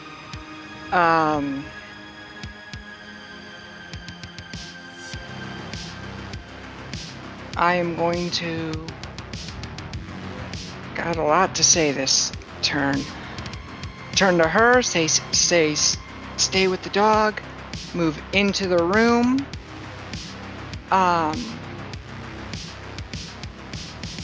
Jack be nimble. Put bless on 3 of the people in the party. I am going to put bless on myself, Manu, and the Mecha Jack be nimble. Yes. We've been calling him Jack Jr. Jack Jr. I think I just said that because it was we were trying to type a lot, and JJR was easier than asking you what you want me to call him. You did, and it just kind of stuck in my mind. So he's just Jack Jr. now. Like, not in now world, all I can but think out of is that Bob's Burgers character that's friends with Jimmy Jr. Zeke, I think. Yep. It's not inaccurate, to be fair. And then I will. In fact, I'm pretty sure he's growing a mullet as we speak. I will say into the room, everyone hold your aggressions. All here are aligned in purpose. And trying to... what now? I mean, these people opposed Strahd. We were invited here because we opposed Strahd. So what I said was, all here are aligned in purpose.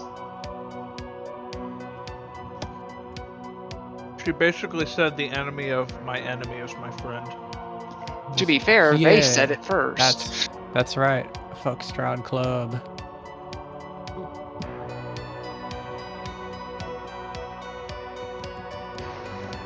I'll kind of lower my guard just like an inch. I'm listening, Tegan. Well, a round is 6 seconds, so that's what I would have had time for.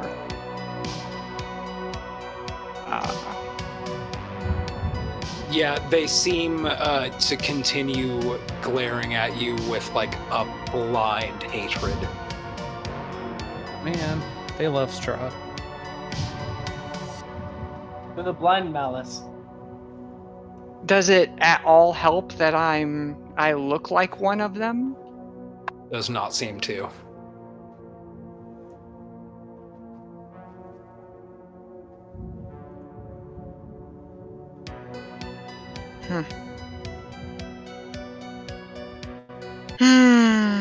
Well, if I can also put Bardic Inspiration on Stuntman Eddie, I will do that as well. Sure. Okay. And that fully ends my turn. Which would bring the D up next. Who's going to rush up to Stuntman Eddie. This one not fucking with fists. Bringing out a long sword. Uh-oh. Got it. The D is not fucking fists. 13 is the first to hit, and 14 is the second. The second one succeeds. Okay. Even with shield of faith? Oh, shoot. No, that's +2, then no, neither one. Okay. Thank you for reminding me. Managed to get out of the way, especially like with the help of Manu, of 2 swings of a sword that look fucking lethal. And that is that one's turn. And it is G who is going to turn around, and I believe Jay Jr. was the one who hit him last, he is also going to target him with 2 sword attacks. That is Rude. 12 for the first one. Nope. And 18 for the second one. Second one will hit. And that is... Oof, that's a lot. Is it safe to assume that I've used mending in between the mad dash here, since we have like an hour or 2 downtime? Sure, for the decanter. For Jack Jr., because he had been hit by one of the Oh yeah, sure. I imagine you did that while you Yeah. were resting in that Okay. room with the cast. But Okay, that I wanted to is make sure that was 20 slashing damage for this hit. Ow! Rude as hell. That was 2d10 plus 4, and I rolled a 9 and an 8. Well, Alright, well, that hurt.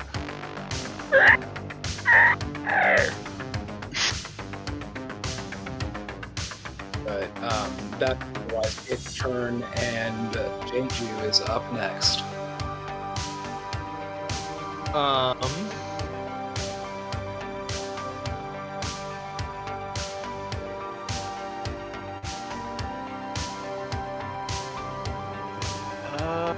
That's an action, right? Yeah. I am going. Well, I suppose I can do that next. You know what? I am going to just. I'm gonna shoot G, like me, not the other me. Are you confused yet? Jack Yeah. himself is going to shoot G. Okay. Twice. I have 2 attacks, and I ignore the loading property of my light crossbow. So it'll be a +6 to hit, since my crossbow is magical. Okay, I'm gonna assume a 8 will not hit. No. Okay. Will an 18 hit? Yes. Awesome. So one of them hits. And that's gonna be 10 points of damage. So, Jack, you could probably like combat roll in and like through this open door and in between 2 of your found comrades. You fire a couple bolts, trying to be a little badass, but like first one goes a little bit wide, and you're like, that was kind of close to allies. But the second one strikes true. And how much damage did you say it was again? It was 10. 10. And that is magical, if that matters. I thought it was 10 piercing. I imagine. Well, not it's 10 damage. piercing. It's 10 piercing from a magical weapon. Sorry. Yep. That hits. There is a crossbow bolt sticking out of the throat of this individual, who wasn't breathing to begin with and is just now staring at the 3 of you in the doorway.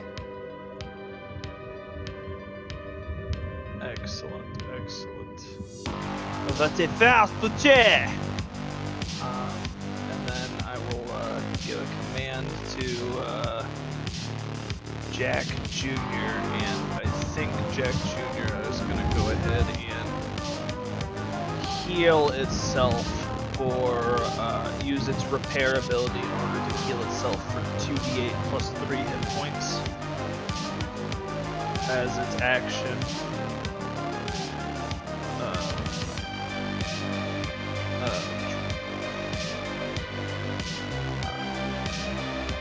14 points of heal 14 points of damage. Most of that big strike he just took.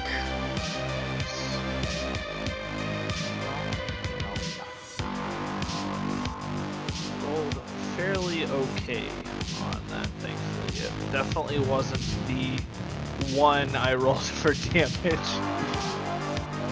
So I'll certainly take it. And I believe that's my turn. Since I don't want Jack Jr. to move and provoke attacks of opportunity.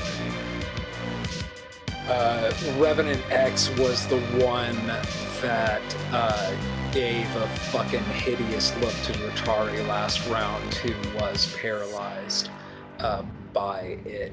He is going to leave melee range of Stuntman Eddie, not giving a shit about provoking opportunity attacks, and then getting in the face of Dratari. You making an opportunity attack, I'm assuming? Well, I'm gonna go ahead and take that opportunity attack. 17 plus 6, 23 to hit. Yep. And 4 plus 3 plus 2, so 9 slashing damage with the Firefighter's Tree Bane. And again, I'm going to take 1 magical piercing damage as the axe sprouts thorns, wielding me. Okay, chipping away. Wounding me. But while he is up in the face of Dratari, he is going to pull out 2 swords and swing at you. Okay. The first is a 21 to hit, which I'm pretty sure does. Yep. And the second is even higher than that. Okay. Really should have my dice tray over here so I'm not craning the fuck over there. No worries.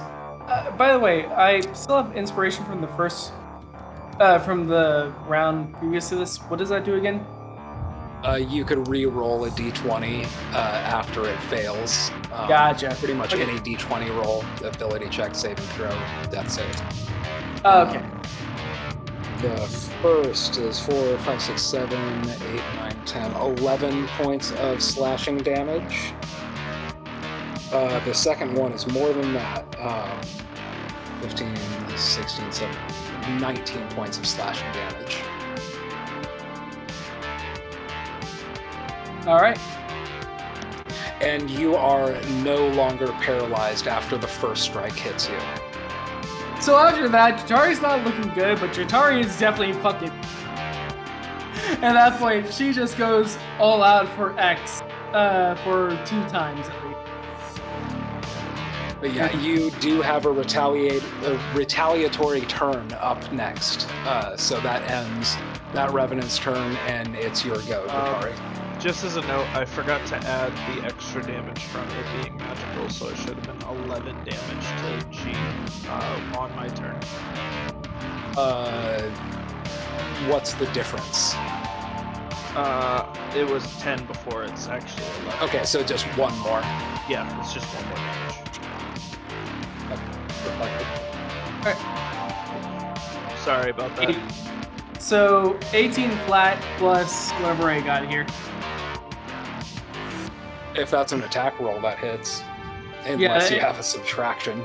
No, there is no subtraction here. That's 18 plus 3, so that's like 21 by. No, sorry. Yeah, plus 3, so yeah. Anyways. Don't forget you're blessed as well. Am I still blessed? I thought that I used that earlier. It's Bless not something that you stays. use. It stays as long as I maintain concentration. So what does that do for me then? Sorry. You can add a D4 on any attack roll or saving throw that you make. Okay, I'll probably use that the next round then, just in case, to make sure. It's unlimited It's- use. It's unlimited. It's not something that you like use. It's just it always adds a D4 to your attack roll and your saving throw. So anytime you make an That attack was roll, already or, a hit, though. yeah. Well, it doesn't matter in this case. I'm just reminding you to Just in case for right. next roll. keep it in your head.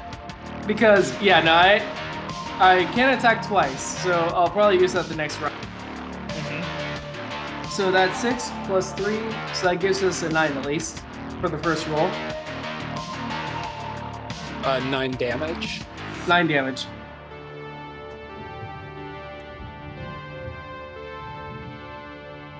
And then, as I was kind of inferring beforehand, basically, after going down once, then going up once more for the second attack. So that's 10, and I will use your bless. Actually, should I use the inspiration point now, or should No, use bless. I mean, even if you use inspiration, that essentially gives you advantage, and you get bless on both rolls. It's whenever you make an attack roll. Okay. So you would add the d4 to both rolls, and then just take whichever one was higher. All right. And I feel like that you play how you want, but I almost feel like a single attack roll might not be worth the inspiration. I personally like to save inspiration for when I really need to succeed on a saving throw, because I will die. Gotcha. Okay. But that's just how I roll. Yeah, with the second roll, that's still 11. Oh wait, no. 11 plus 3, so that'd be 14. Oh no, yeah, but 14 hits. Oh Blessed. shit. Okay. Woo! Get blessed, my child. Alright. Yeah, roll for damage on that. Oops. I love bless, man. I feel like bless, guidance, bardic inspiration, like it's very common that people forget they have it. Yeah, absolutely. I feel like people have to remind, like the people who casted those spells have to remind the people that have them, and even sometimes the person that casted the spell forgot. They gave somebody something. I intentionally have a token for myself, just in case for that. But right now, this really did not do me well, because the second one was natural 1 for the damage, plus 3, so yeah, 4. I mean, it's still 4 more damage than you would have otherwise had, because I'm pretty sure an 11 would have missed. Yeah. So, every little bit, right? You are whittling toothpicks out of these logs. I will use those when I feast on the remains. Excuse me. Let's see. And as my last action, I think I have a bonus action of some... Give me 1 second.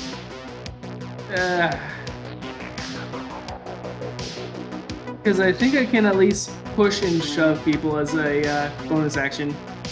But I don't know where to push them. Do you have Shield Master? Oh yeah, I have Shield Master.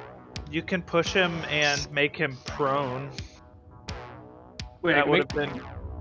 Yeah, when you use the shove attack action, you can push them prone. If you hit on your first attack roll, you can actually make them prone and give yourself advantage on your second attack roll. Oh, right. Okay. It requires an opposed athletics check.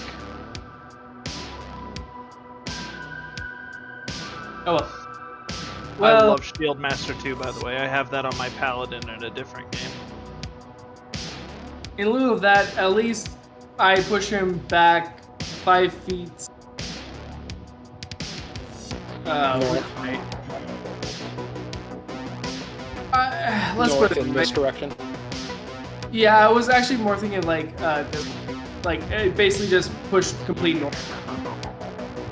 Let me just make sure what the length was on that one. Yeah, you can use your bonus action to try to shove a creature within 5 feet of... Makes an athletic save to resist, right? Yeah. It's an opposed 5. I don't it's think an opposed athletics check, so Steven would have to roll athletics himself. Oh, okay. And that's whoever- only a 9 you gotta beat, Steven. Alright. 2! What's your athletics check, though? Let's check, but let's put it this way. It was a natural... I mean, if you have a +7, meets it, beats it still. Or no, because tie goes to the defender. So the It was an 8. oh well, it is what it is. Say but that- now you Yeah, know you can knock him widens prone his after the stance, first attack. and he doesn't budge at all. Fair enough, but at the same time, though, right? Though. I mean, to be fair, it is one chunk of zombie meat for sure. So yeah, at this point, let's just say at this point, Trutari is fucking pissed. And just like glaring at Agent X here, going, all right, let's see what happens next. Quick, somebody give her guidance. Like at this Is that point, end your turn? yeah, this ends her turn, and at this point, she only has eyes. Because Mara would be up next.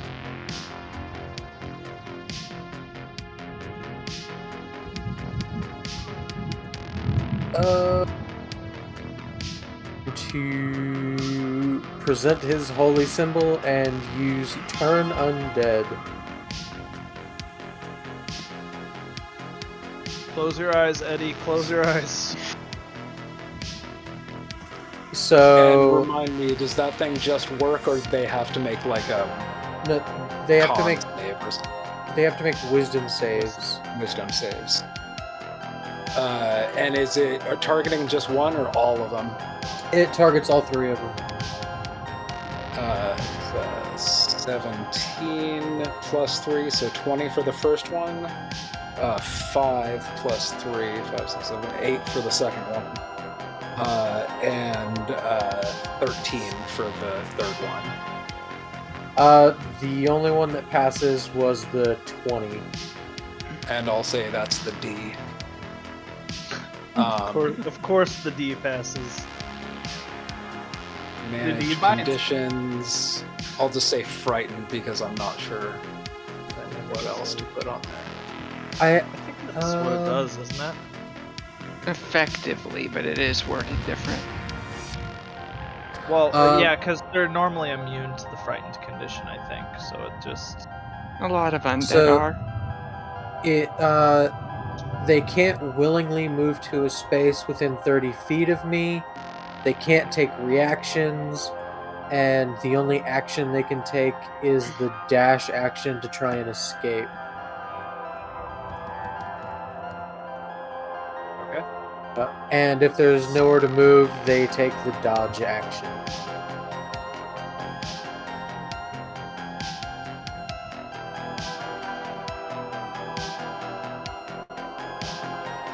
Any bonus actions or movements, or don't they have to take the shit. dash action to try and run away from you? Mhm. Or am I? Yeah. Okay. Yeah. Okay. Cool. I do not have one, and I will end my turn. okay. I didn't hear anything between I do not have and end my turn, but I'm pretty sure. Yeah, no, it's fine. Yeah. Stuntman Eddie is up next.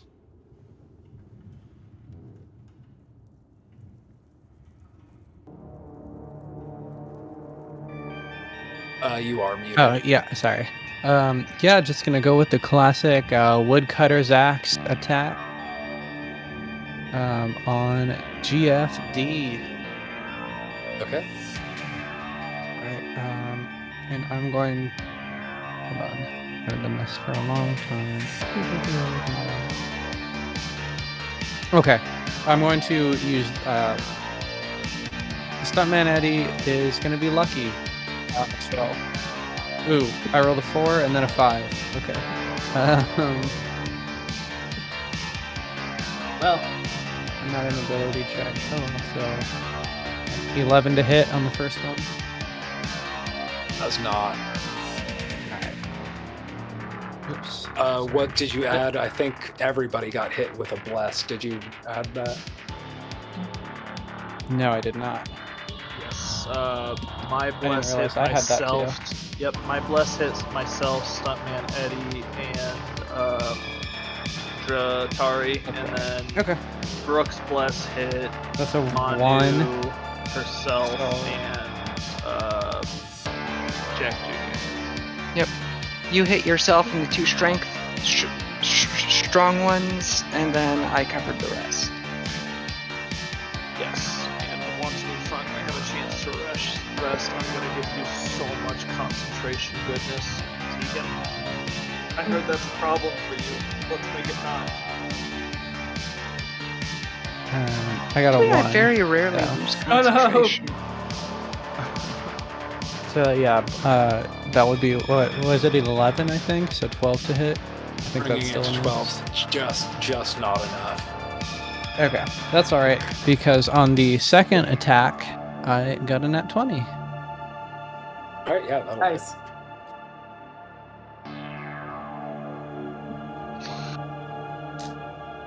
So the first one is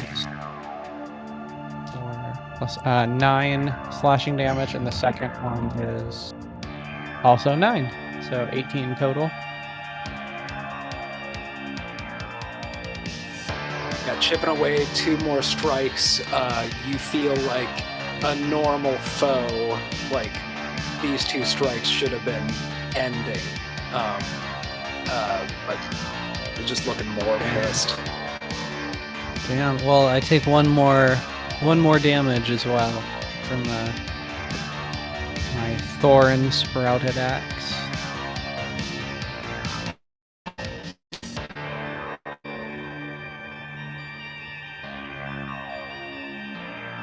Do you get to half that when you're raging, or is that another thing? It's even when you half your damage from raging, there's know, the it's minimum right. of 1. Yeah, Yeah. it would Just work think it's though, funny. I just think it's funny. because I am immune to magical, or not immune. I have a resistance against magical damage as well. But as Tegan said, 1 is 1. Because I'm Totem of the Bear. When I'm raging, I have resistance against every type of damage except for psychic. Bear Totem is sick. Combine that with knowledge from a past life, lucky, and advantage on death saves. That's when Man, you- Eddie's kind of hard to kill.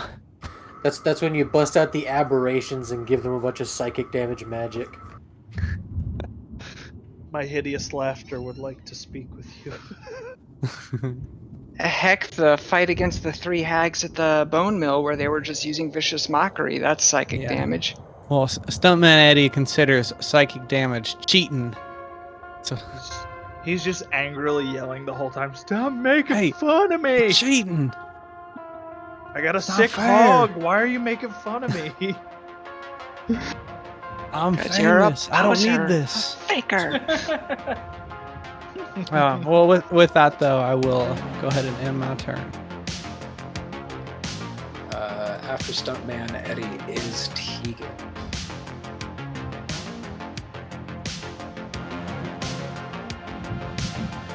How do the revenants look? Like you're saying that they're just Beautiful. tanking the hits because they're bags full of HP, but how do they look and how do my teammates look? Your teammates haven't taken a shit ton of hits. It's only been a couple rounds. Right. Yeah, I'm all right. But yeah, it seems like your team has dished out an amount of hits you should have expected to end a fight by now. And these creatures, you know, you could see the damage in their items and stuff where slash, and so like one still has a bolt, a crossbow bolt sticking out of their neck. They're, you know, they seem like, you know, arrows in a dragon.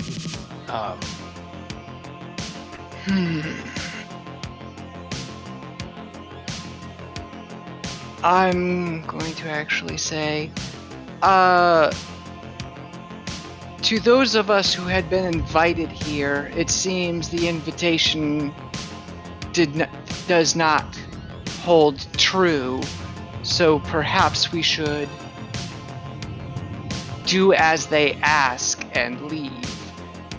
And with that, Tegan is actually going to go ahead and start to leave, and we'll get to the girl and basically say, go, go, go, go, go, go, go. Must go faster. Pretty much, because the last thing I want to have happen is actually find a NPC that we would like to save, and yet again lose another NPC just because we got curb stomped in yet another battle. That said, those of you that have my bless, once it's cast, range no longer matters. So if you don't come with me, then you don't come with me.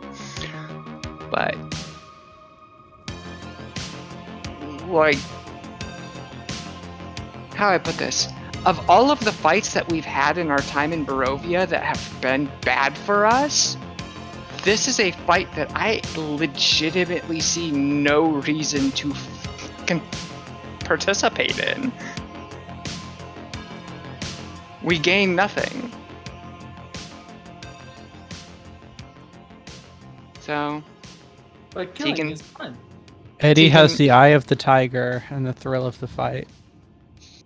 Rising up to the Not challenge. had of our combat others? for 3 episodes. Yeah, no, at this point. Out of character, yeah. eh. But when we can In character, lose, Tegan, very valid points. Does Tegan, do you announce your exit or do you just bounce? No, what I said initially, I said in character. It would seem our invitation does not hold true. We might as well do as we were asked and leave. And then Tegan turned him around. You know, you're using a lot of fancy words, but all I'm hearing is "fuck this shit, I'm out." Pretty much. Yeah. At the very least, Zarya is fucking pissed at this, like, X factor bullshit here. So, like, even if she doesn't kill anyone else, she's gonna kill this. How dare he resist your shield bash? Exactly, right? Dare you paralyze me for 6 seconds?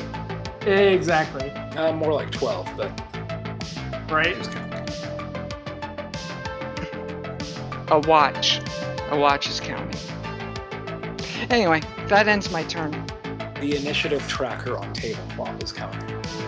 So yeah, that ends Tegan's turn. D is up next, who is not compelled to run. He's going to, for the first time, the first hit he made was unarmed. He is actually going to bust out the sword for these two, swinging twice again at Eddie. That's a natural 3 for the first one. Adds 5 to that, I don't think is enough. That's a natural 18, No, so that's... So 8 Yeah. doesn't hit you, but 18... 18 does hit, 24, even yeah. with armor. So yeah, that was... Jesus... 7, 8, 9, 10, 12, 13, 16 slashing damage. Alright. And I will take 8 of that, since I have a resistance. That ends his turn just like right up in your face. G is up, has to dash away from... Sorry, my brain is bad. Who did that? Was it Mono? With the turn undead? Yeah. Yeah, so they have to specifically not get closer to you and use their dash action to go away from you. Yeah, directly away. And if there's nowhere to go, then they use the dodge action. Upstairs and upstairs. Okay. Yeah. Jay Jr. is absolutely gonna take an attack of opportunity on that guy as he runs away. Same with Jatari on X. Technically, G was the only one that moved because that's the only turn that happened. And X, that shouldn't have happened yet because he hasn't taken a turn yet. Okay. I do want to bring to people's mind that at the very least Dratari might know in character, though the automaton probably does not. If you damage an undead that has been turned, turn ends. If they take any damage. I did forget to mention that, yeah. I did not know that. In and out of character. So if you take those AOOs and you hit, they then actually don't end up continuing to run. Well, I mean, that X would've- did. That would have been nice to have heard out loud, but Well, there's also the question of would you know that in character? That the reason they're running is that they've been turned, that's what Manu did, and that's how it I feel like works. Manu and Tegan would definitely know that because of your academy training. And we're both clerics. I'm not sure Jack if definitely maybe like would know. Arcana check, maybe, or a religion check. I'd say it I'll would say a probably be 15 religion. DC if you could pass a 15 with one of those two. Okay. I rolled a 19 on dice. What were the so two? that I probably makes wouldn't a know it either. Modified 18. 23. Arcana I'd and say religion. religion or Arcana. 18 without If you anything else. Well, Let's if I'm using my religion, it's a 23. If I'm using my arcana, it's a 26. So Yeah, I'd say just getting over a 15. You 17. kind of know some of I'm those not things. getting over a 15. And if you're losing I'm your not getting over a religion, you're 5. REM. Okay, so at least Kari knows that aspect, but she's still like pissed as fuck. And once, Yeah, you Yeah, know, so G goes first. Oh, man, and Eddie he does just not know. dashes to the north stairway, and then it's the two Jacks' turn. would I be able to command Jack to not bother with attacking it, or Yeah. would it just like let it go, Jacques? We have how they say big owl fish to fry. And then he won't take his attack of opportunity, which is a shame because I had 16 on die. But hey, them's the breaks, right? Yep. Thumbs the brakes. And then I will return to the little girl and essentially be like, there's no need for us to stay here, let us get you home. And this idiot is gonna take, Jack Jr., not this idiot, sorry. how dare. is gonna take a dash action to boop, come all the way over here. Technically, it's barely even needs to use dash action because it's faster than I am. But hey, whatever. Yeah, that's honestly that's it. There's not really much point. As I already did preemptively, Revenant X goes from here to the stairs and dashes upstairs. Straight up dips away. If anybody's taking an attack of opportunity, I think Stuntman Eddie and Dratari would have it. It seems like you're trying not to. That would end its turn, and Dratari is up next. At that point, I'm guessing that I think I think I would definitely do an attack of opportunity. I have no idea how. I rolled a 4, so I definitely don't know anything about nothing. so technically X would be right here then, right? I think it was here when I moved it. Okay. Is Yeah, I'm gonna go ahead and do one. We'll see what happens. I won't say anything until this turn is done then. 15 to hit. Hits. Stuntman Andy's like, huh, where are you going? Get back here.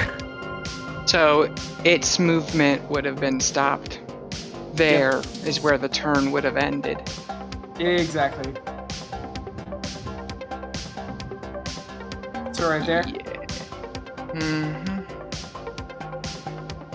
And from there, Jari actually goes then behind. Well, let me. I should roll Damage. damage. Yeah. Oh, go ahead. Sorry, I thought you So were. that's 5 plus 3 plus 2, so 10 slashing damage. And I take 1 damage as well.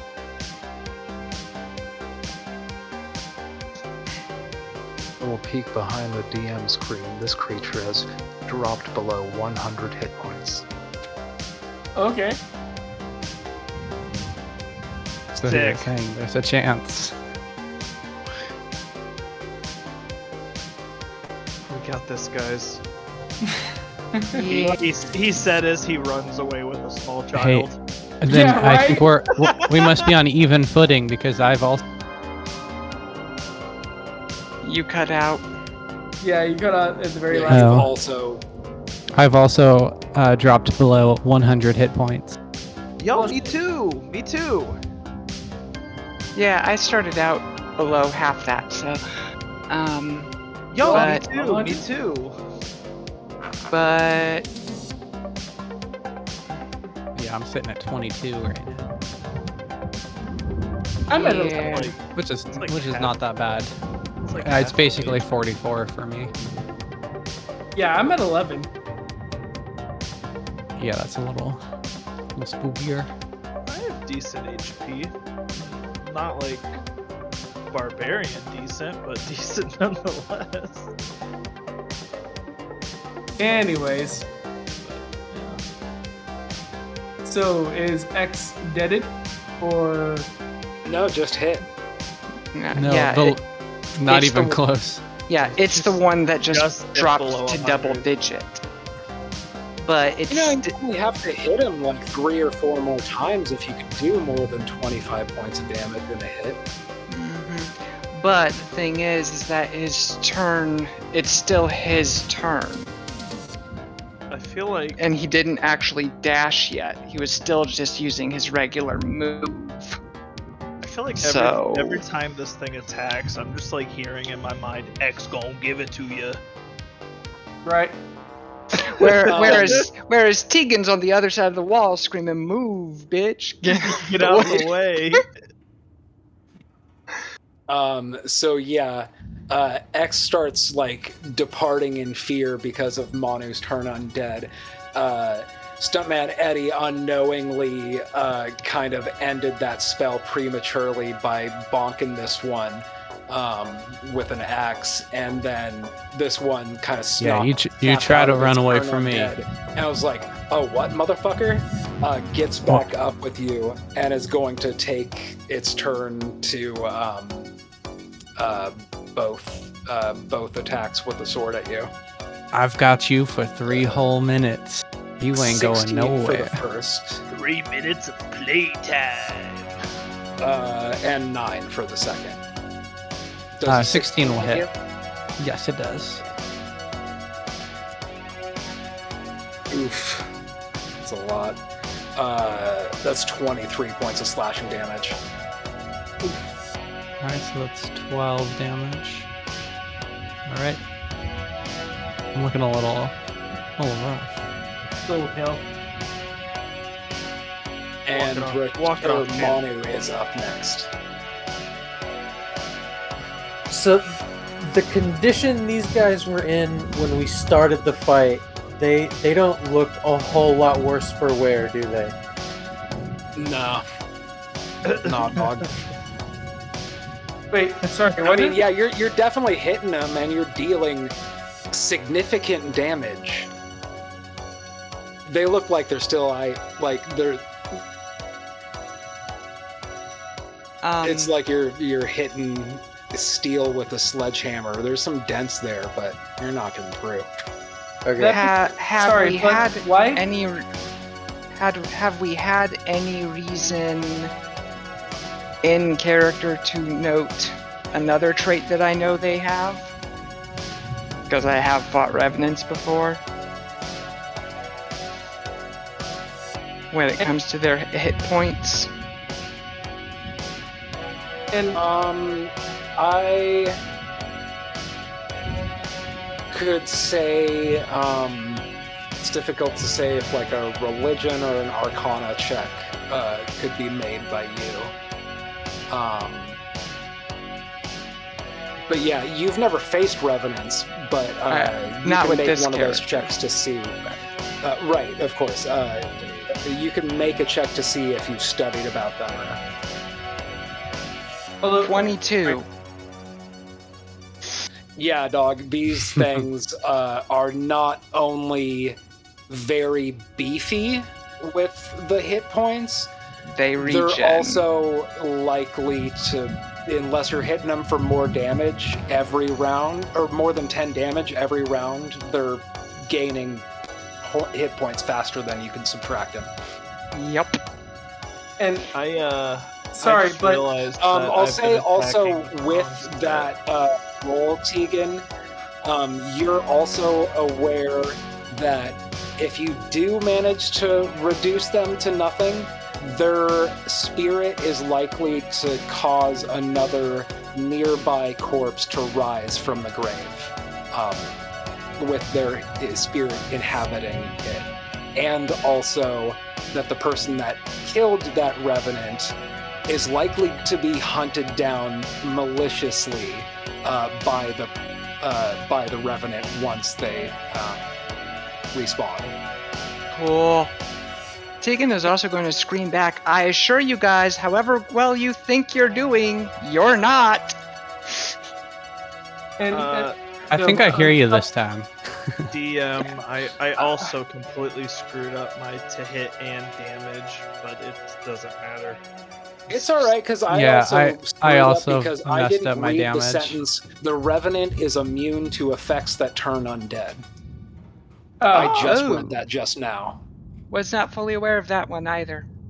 I just Yeah, remember a different character fighting revenants and them regenning.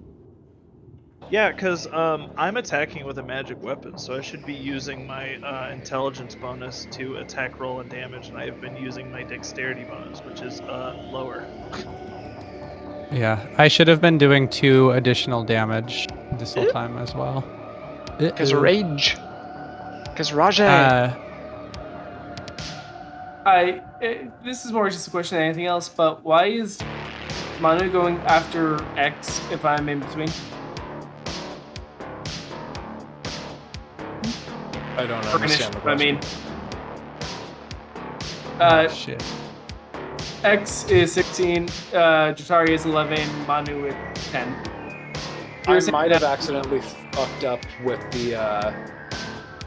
I might have accidentally skipped you. So yeah, if that's the case, Jatari would be up next. No worries. So, if I'm getting There's Gel 5... Sorry? at my disposal, and I pressed the wrong buttons often. No worries. I just want to confirm, like, if I wasn't paralyzed or something like that. But, anyways. DM, just as a note, since this one is here now, I would have had Jack Jr. take a disengage action, which means he could only make it this far. Okay. I'm just fixing that. Since this one wasn't there before, but we screwed up the turning stuff. Just fixing that. Carry on. Don't mind the man behind the curtain. Oh, wait. So, G is up there now? Or... Yeah, because that one didn't have to dash away. I have sleep. But unfortunately... Sleep checks current hit points, and your sleep does not do 100 points of sleep. Yeah. Look. Yeah. Eye Bite is a 6th level spell. Go bless. And that is what you're looking for.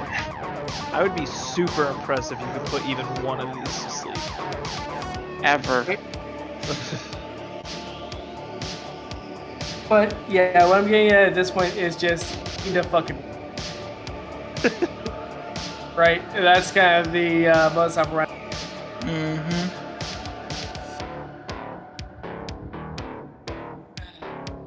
Well, fuck.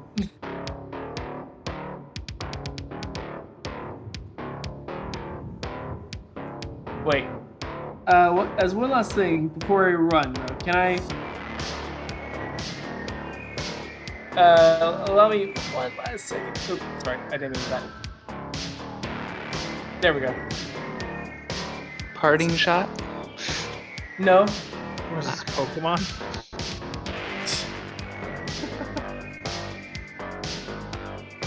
No, that's not what I wanted to do. Sorry.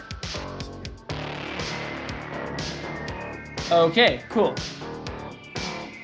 So, the thing I'm going to do, I'm first going to run 10 feet, get right behind Eddie, and then cast my Cure Wounds on Eddie, because I know that he needs and then run like a motherfucker out the fucking door.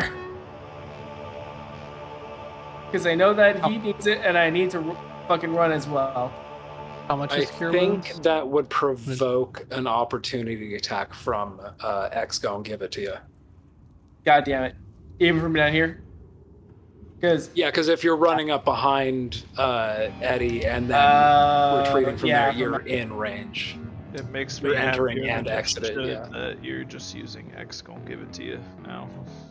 Gotcha. I'm only at 11 health at that point.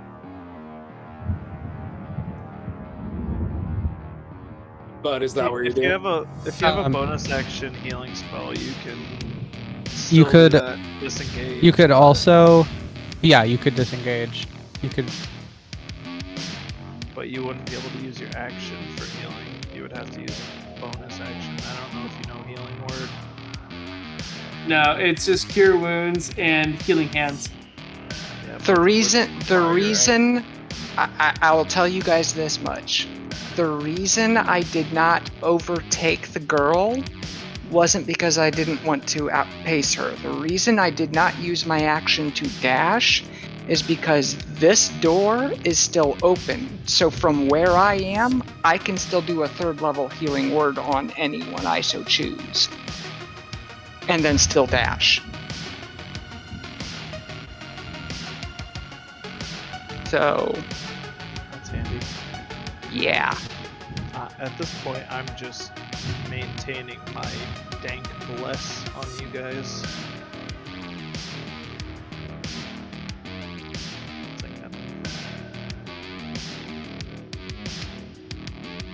Actually, one last second.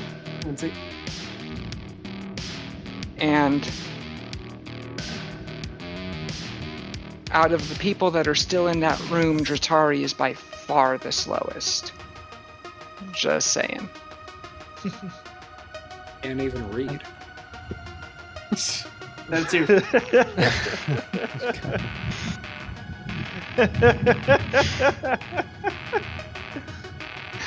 Obviously, Dratari is in the special program that I teach him. Oh, no, you have no idea. I would love to read Dratari's IEP. Illiterate, raised in the cult of the Hypnotoad. Yep. Like, yeah, that's the point, yeah. As a book that makes you stoned. Yeah. Yeah. Honestly, this Still wasn't can't read intended, but it still is funny. I just want it to be known that here we have whatever the fuck Manu is. Still trying to figure that one out. We have Cult of the Hypnotoad. We have Stuntman Eddie.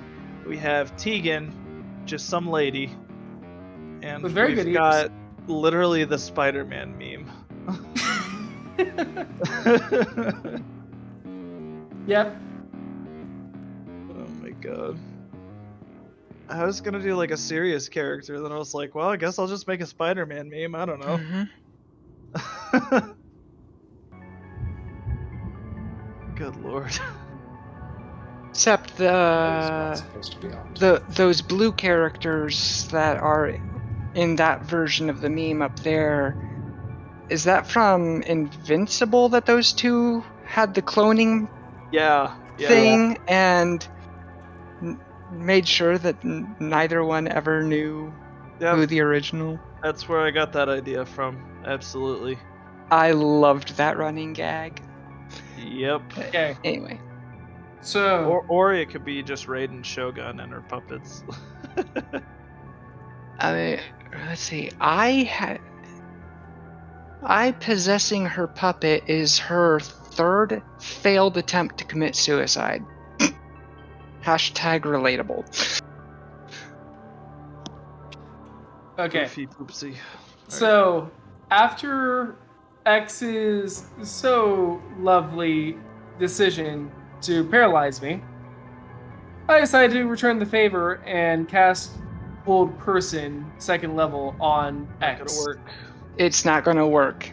Hold person is humanoid only, and these things ain't humanoid, they're They're undead. Damn it. undead. Yeah, you would have to use even hold monster wouldn't work on them because they're undead. Hold monster can, it's just that a lot of undead are immune to paralyzed. But could you hold friend? I know, right? You hold me. I cast hold me. Hold monster specifically says this Command. spell has no effect on undead. You know what then? Huh. I cast Aid then. Aid 2nd Yeah. level just to help everyone else in the room so that we can bloody escape from this. What's that do? Yeah, so hold monster specifically has no effect on undead. I did not know that. Aid. I sure found that out when I tried to cast it on an I'm undead. looking it up. So anyway, aid gives you 5 hit points. To at least, Every- yeah. To 3 people. Mhm. At this point, just At what level did you cast it at? First? 2nd. Second, so 10. Yeah. Yeah, let me just read it. Your spell bolsters your allies with toughness and resolve. Choose up to 3 creatures within range. Each target hits. Oh, Hit- third level and- is when it goes to 10. Mhm. Yeah, current hit points. Okay, 5 is still super helpful for me. For the duration. Yeah. Because they're going to have to hit me for 30 instead of 20. Because any hit points recovered to me is basically like double. Unless Yeah. they laugh at me or something. Unless they, Would you believe... mock you viciously. Would any of you believe that Stuntman Eddie might not be his highest score? What? Why am I picturing Stuntman Eddie as the most hardcore person who's just really sensitive? So yeah. Do that for you, me, and Manu. No, he's bad to the bone, baby. But then once you get to the bone, very soft. So sensitive. And yeah, Just You don't even know. very sensitive. You could basically vicious just- fuck him.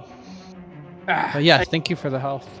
Sorry, go Can't- ahead. I'll stop. Yeah, making- I tried to get behind this door. For some reason, the token isn't really working that well. But yeah, basically just get behind the door and ready to go with whatever happens next. With at least giving Manu, Eddie, and myself at least 5 extra health points to work with.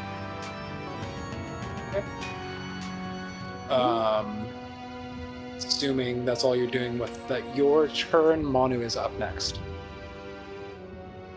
Alright, let's see.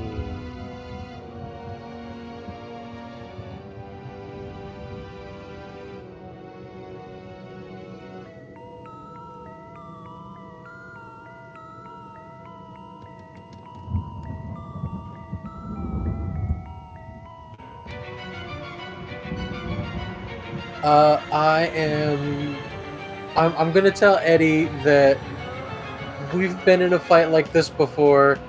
It seemed winnable, and then it wasn't. And we gotta leave. We gotta fuck right the hell off. Mm-hmm. And I'll yell to the girl over. Pick up Lancelot and let's go. Why am I just picturing? It's the fuzz. Cheese it. I mean, at this point, it's not too far off. I mean, we already had an event very much like this. I wasn't a part of it, but still. Policia, vámonos. And that will be my turn. Heck yeah, man. Yeah, Manu books ass out of this room and is like, "Hey, Eddie, this fight ain't it." And Eddie's your turn is next. Now, any good stunt man knows that it ain't over till the stunt's over. Oh no, Eddie! But I never said I was a good stuntman, and I'll disengage. Hell yeah. And I mean, obviously you died. stuntman Eddie, he's a big boy with long ass legs. He can move 40 feet per turn. So yeah, you disengage, and the two revenants I'm gonna jump that are up on that melee table. with you attempt to make strikes, but since you disengage, it's like they just can't even fucking hit you. You book ass through the door. I think that one had swung itself closed again. It bursts open dramatically, and then you like jump and 3-point landing on the table and look at the rest of your party, and it's like, running or what? Is that your turn? Yeah, can I try to swing on the chandelier as I do it too? Sure. When you do, you notice that the candles, wax, and wicks are just like burnt out. Like these candles shouldn't be lit, but they're still flaming. And also, as the chandelier swings, the flames don't, sway with the wind. Damn, that's weird. Yeah, but I'll end my turn there. And then I think, did we...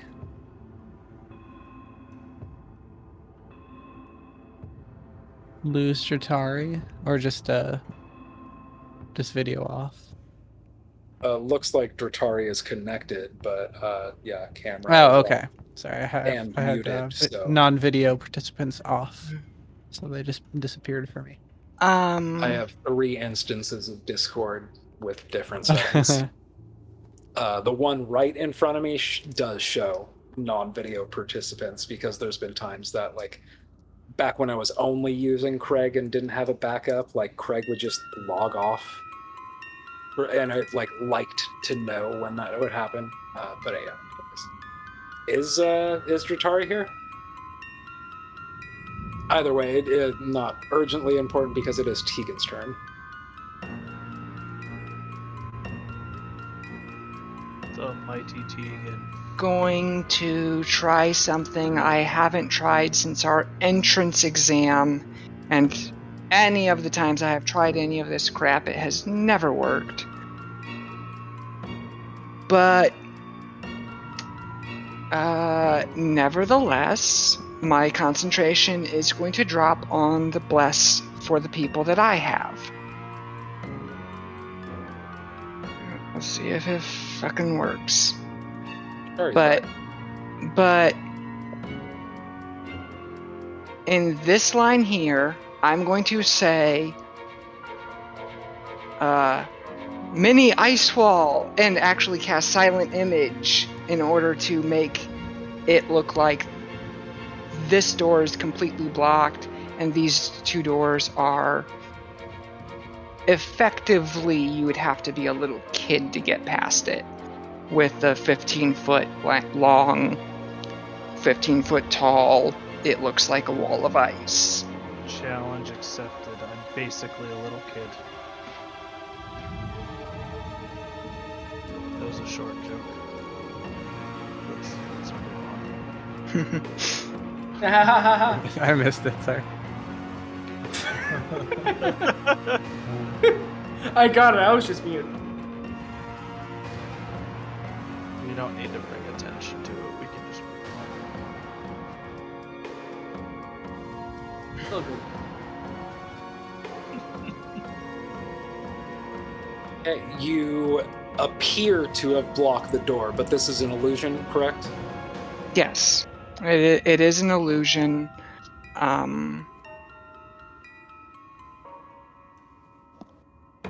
mean, they can. There's like a roll to disbelieve it, I think, but otherwise it's Yeah, exactly. And will save, I want to say, or was it charisma? neither. It's an ability check.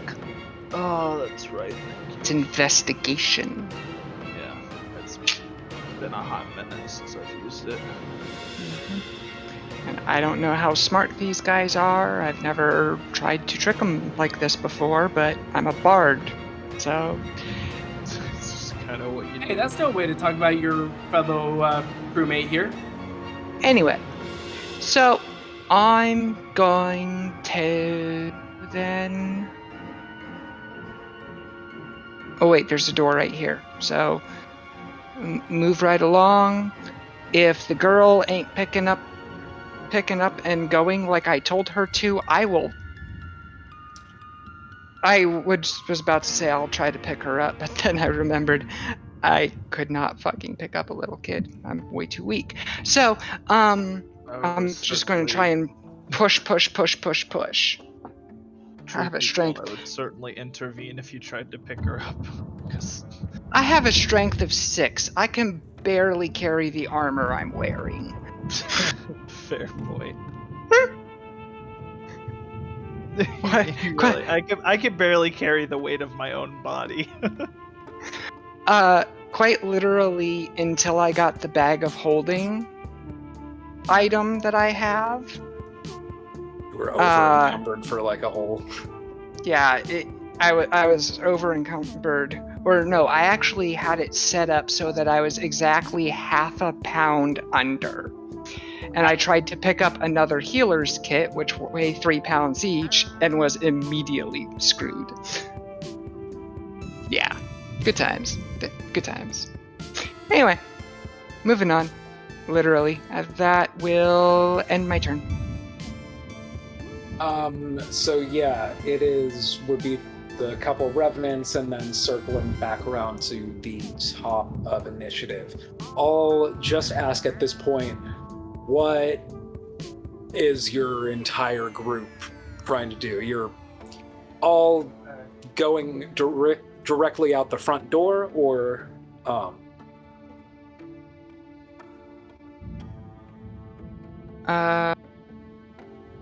obviously not time for a whole ass discussion, but you know, what are y'all doing? So I take it that Come back later. we can't kill, right? That's long and short of it, right? I mean, we might be able to kill one, but we might have 3 of us die in the process.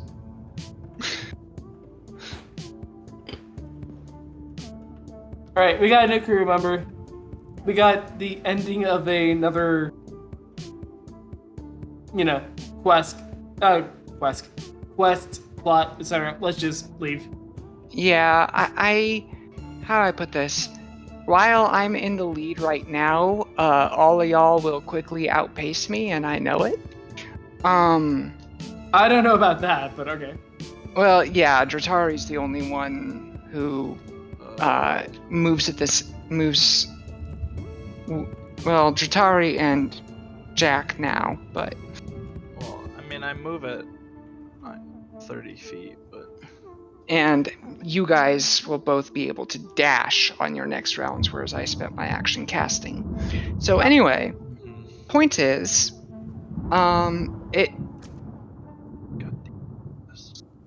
if they pursue through the wall of ice, then yeah, we'll have to try and run until they stop pursuit. If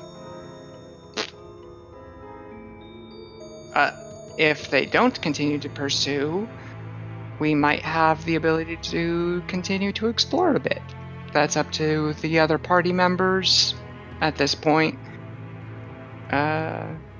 Tegan's entire mindset is, please fall for it, please fall for it, please fall for it. This would make the 5th time I've used an illusion in the game, and this would be the first time the enemies have fallen for it if they do. I hope they fall for it, because I want to explore. I want to see what's going on down there. You see what's on the second floor, yeah? I'm sorry for this. So I will imagine be you're back in having a just condensed moment. version of this conversation as you're making your way towards the front door. And Tegan, you are probably listening out for sounds of, these combatants following you. Mhm. I have to reset my computer real quick. I've got Go for it. mild technical difficulties, and it's interfering with my ability to view anything on my screen. I will be back in No just a worries. moment. Alright. I'm really sorry. How No, dare. no, go for it. You're all good. I will say you all make it roughly like to the threshold of the front door. And Tegan, you are listening back for sounds of pursuit. And it seems like there was some shuffling footsteps towards this barrier that you created. Some moments of hesitation.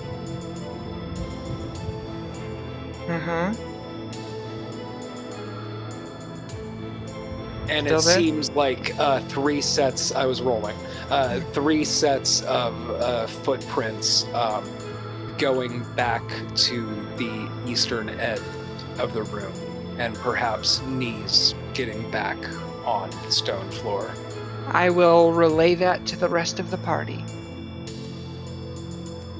And then, in a very hushed tone, Jatari just then, kind of addresses the rest of the crew.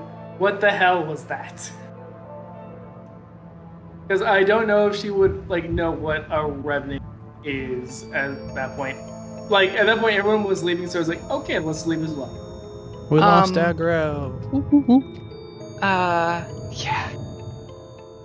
And Tegan will, because that 22 check, revenants are a type of undead where they had some kind of cause or purpose in life, and they were robbed of it, and they have sworn vengeance against someone, and they can't truly completely die until their vengeance is sated.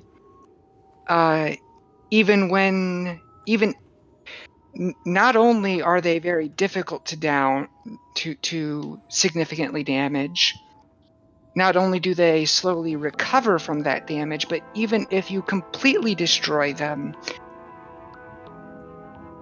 their soul just repossesses another corpse. So, unless you were to run out of all of the corpses in Barovia, Tegan kind of does the eye look like, yeah, that's not happening. Then you're never going to truly beat one. And in fact, if you have destroyed one, you get added to their list of vengeance. And if you're on that list of vengeance, they can and will track you anywhere. Which makes the fact that these ones are sedentary in one location more than slightly odd. Well, they were Knights of the Silver Dragon. Maybe their vengeance is against Strahd, and we just kind of got in the way. Yeah, but then why are they sitting in place and doing nothing to further push towards that goal? My understanding of revenants is that they are very single-mindedly focused on achieving their goal. Yes.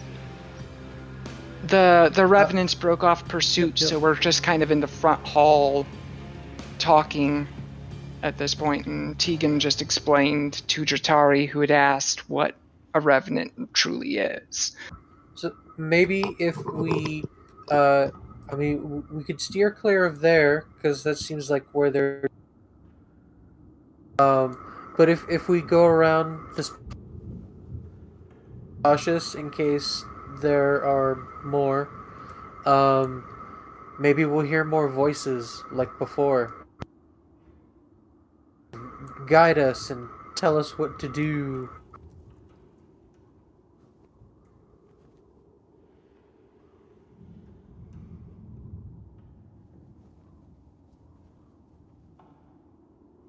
We can leave and come back.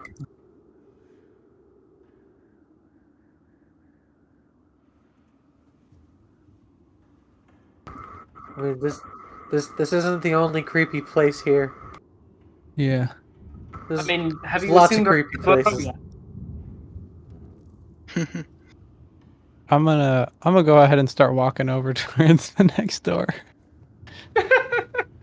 Yes. All right. This south one I here. would. Hold on. I do want to say but when, because we at least would have cleared out of that table room before I would have said, hey, they've broken off pursuit.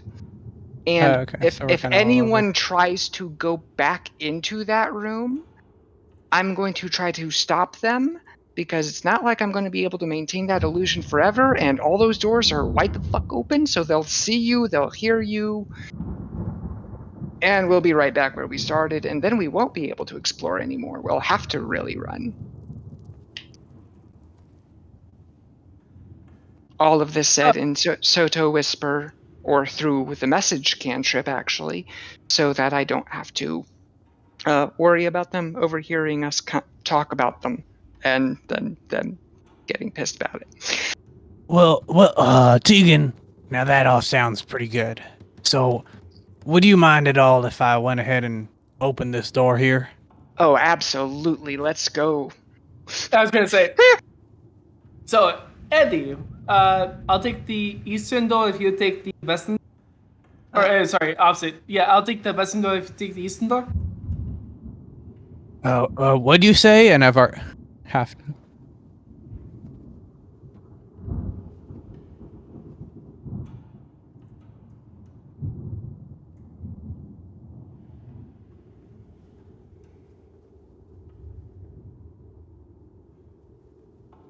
I mean, if you really want to, go ahead.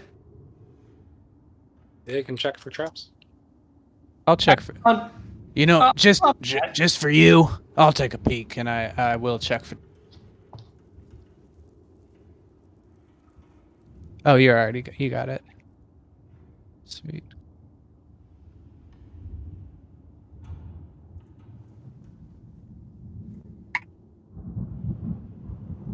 What?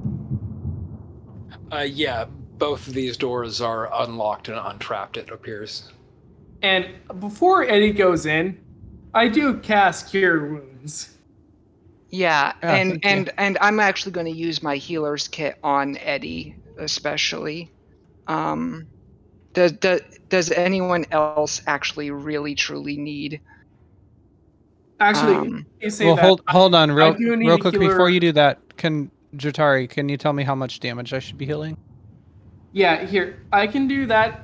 Honestly, if you don't mind healing me, that'd be really good as well. But let me just check on that one. Yeah, I think Jatari is in much more dire straits than I am, I'm at especially with this now. cure. That would be, what would that be? 1d8 plus your spell casting ability modifier. 1 second, let me just check what that is.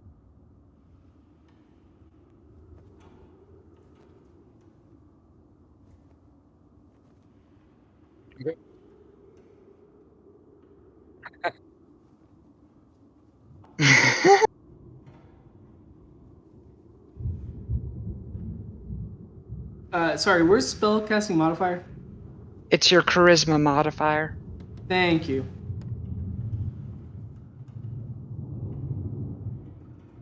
Okay, so it's... Wait, no.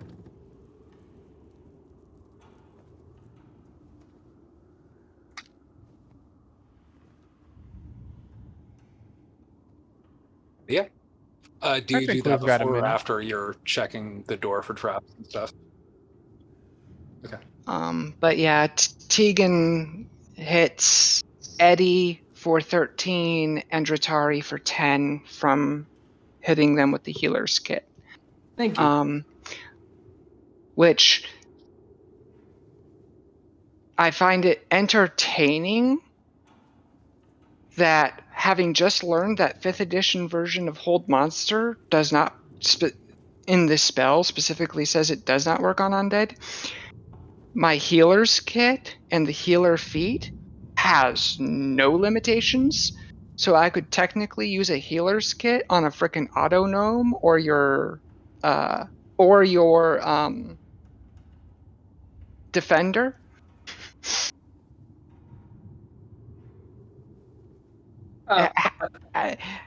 How is your defender looking? Okay.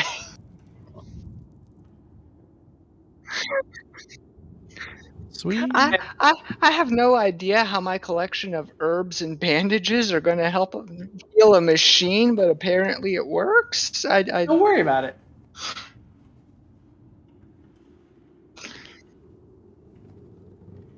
And it oiling the joints or something. Oh, and by the way,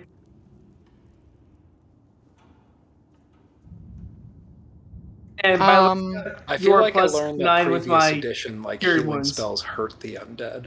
That is correct.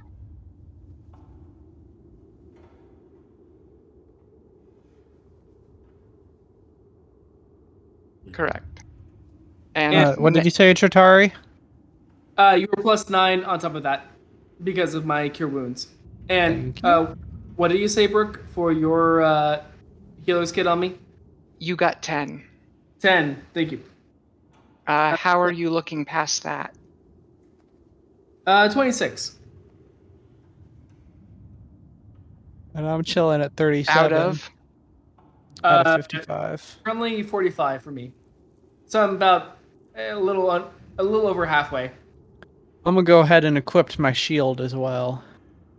At the end of the day, I can also just healing hands on myself as well. I think it would be, how do I put this? Your spell slots can be turned into powerful smites, whereas my spell slot's best use is to heal you. So... Fair enough. So yeah, I will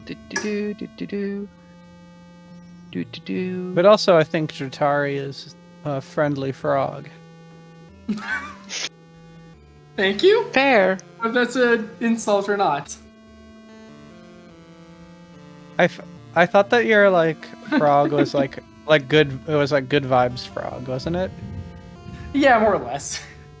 Okay, yeah. I mean that out of context. I don't know if that's good. Well, he is a hypnotoad, but that's beside the point. Jatari, you get another 8. Thank you. Me casting Cure Wound.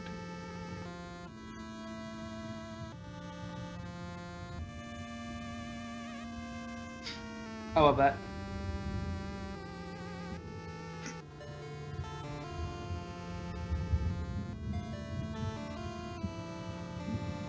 Fair enough.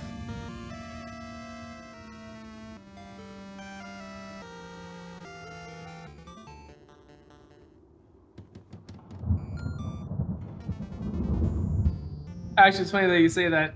Literally, my first character was kind of made with the intention of, like, she could go by either male or... It's... Okay, actually, I just realized. It's a reference that most people here would not recognize, but essentially is Grandma from, Drawfee. Detectives, exactly. And basically the case of, like, it really doesn't matter what gender they go by. They just go by anything. Mm-hmm. What gender are you? Yeah. Exactly. Yeah. My answer, because I look so androgynous, I actually still do get people who will just outright ask me, and it's like, your confusion about my gender is my gender. My gender of the day is friend-shaped. But anyway, so opening doors? Yes. Yeah, there's 2 doors there. It looks like Dratari and Stuntman Eddie are in front of one each. Are y'all doing the 1, 2, 3, burst them open at the same time? Yeah, I basically just turn to Eddie and go like, okay, on 3. 1, 2, 3, and then open I go it on up. 2. Exactly. That's how you do. That's how you do it in the stunt world. That's how I hope you did Always it. do it on 2. Mm-hmm. And then it's like, 1, 2, okay, fine. And then just And try to I open. bust in the door, instantly Both of in. these doors lead to the same room. Rubble is strewn throughout much of this vast chamber, caused by the partial collapse of the rooms above it. On the pink marble floor, fallen chandeliers lie amid broken chairs and other furnishings. Thick webs stretch from wall to wall, and moving among them are too many giant spiders to count. We've been running for about 4 hours. I feel like back in the day, 11 p.m., I used to try to end episodes before this time, because for 3 of you, it's 1 a.m. So I'm kind of okay if you want to fight some spiders for a little bit. You know what? But that is also a dramatic moment to end off with starting rolling initiative right at the beginning of next one. To be honest, since we failed on killing the remnant, I wouldn't mind killing some spiders, at least to feel like we did something. How are you, Ricky? You're the one I know in town who has a job, and therefore actually a sleep schedule.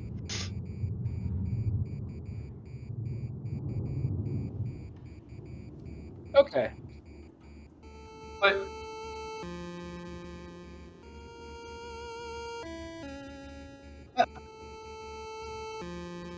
Woke up at 6 I p.m. will So If say, y'all are good, I I'm will good. Say, I'm good as well. that I feel like this is a good spot to cliffhanger it for next time.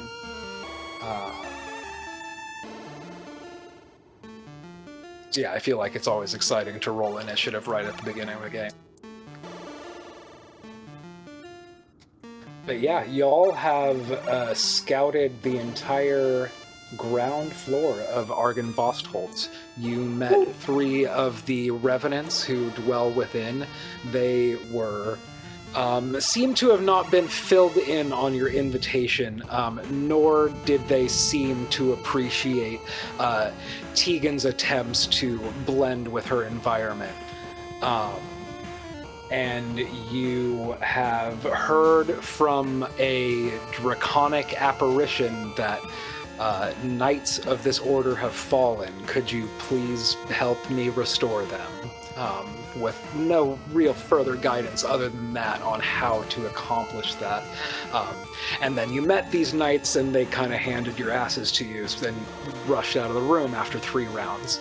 Now you're facing a room full of, it says too many giant spiders to count, but I'm gonna go ahead and reveal them because I don't think the number 9 is too many to count. Number 9? Number 9? Number 9? Number 9? Something dead men? I can't remember what they supposedly were saying backwards, but you know what I mean. Oh, mamma mia. whom? Oh, you know, the Beatles. Like, that was supposed to be one of those Paul is dead things. Yeah. Oh, Revolution number 9. Yeah. Okay. Took me on Dead Men? That's what it was. supposedly revolution number 9 backward. Yep. Also, I like somehow I just completely rushed behind, realizing.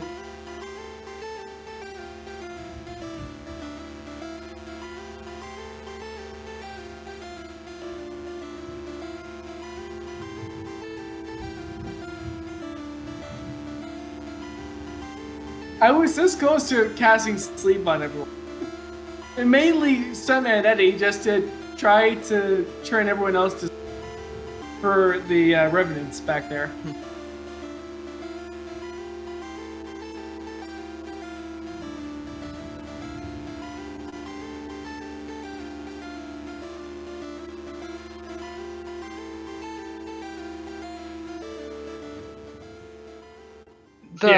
The spell doesn't, but some of the types of spiders do. Mm-hmm. Yep.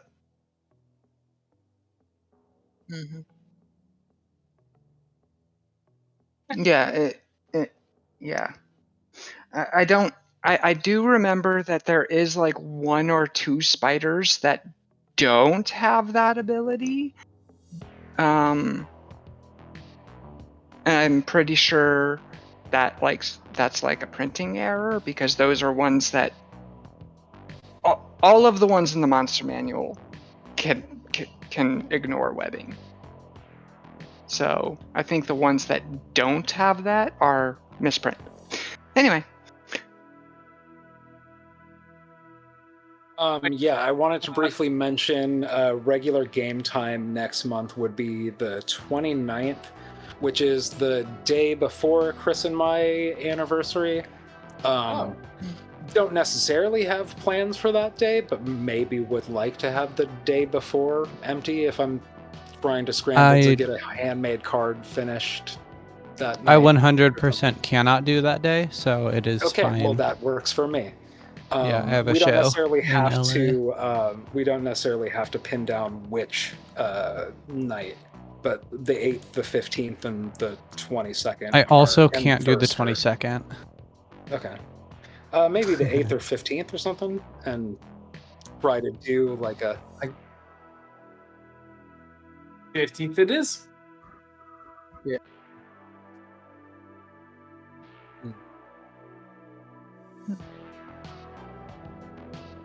How dare you? Yeah, I've also got plans on the 8th. I need to confirm, but I feel like the 15th should be good. Like, the only thing I got a lot of numbers, yes and no, and they kind of went in one ear and out the other. It sounds I can like do the 15th. Will probably be what it is, but we don't have to decide that right this second. Yeah. No worries. I usually wait a week to check in before asking folks, but maybe if you can keep in the back of your head that 15th is probably when we're doing this if something comes up for that date in between now and then. Yeah, I'll double check, but at the very least, I know that I'm going to go to Mexico for the Day of the Dead kind of thing. So at least that's going to be at the end of the month. So I know that's a no-go. I'll just need to make sure that the 15th is good to go, but I feel like at the very least, I'm pretty sure I don't have anything.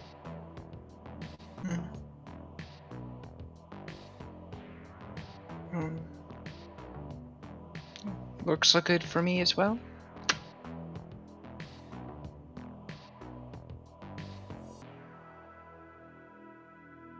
Yeah.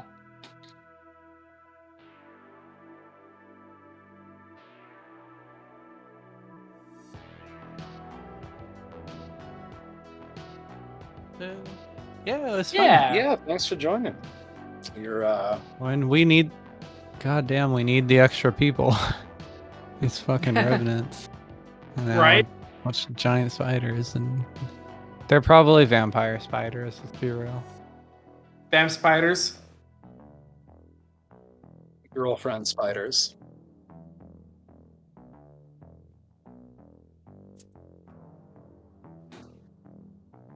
And hey, with a few weeks in between now and then, maybe I could rename some of them butt stuff and some other good, appropriate things instead of just letters of the alphabet. Oh, we've Hey, done that a before. precedent has Please, been name is set. butt stuff. Yeah, yeah. Our typical combat encounters have a lot of enemies with really messed up, funny names. No, I don't think I showed you. I don't think I've made them visible because that would have taken a minute. But when you were at Yesterhill, I did specifically name all of the blights that were at the tree. Really? Oh shit! I forgot about that. I don't think I showed it. I'm on the scene No, we right didn't now, see. and they're all. We didn't see Remember those. that time we fought like 100 that one and one? What a way to inflate was our it blinds? egos. And now look at us, can't even beat 3. To be fair, Yeah. we're supposed to run away from 3 revenants. Yeah, That means something. I remember Holler and Nasty having those names because we made the jokes about Dratari kept climbing and then tumbling down the hill with Nasty again and again. We just didn't see the blights names, all the gnarl barked viney twig. I was gonna say, I don't think I tumbled down with him. I think I just like knocked him down with my. But regardless, I've made all the, there's a lot of them, so there's still 2 left, but I've almost made all of the blights visible on Yesterhill.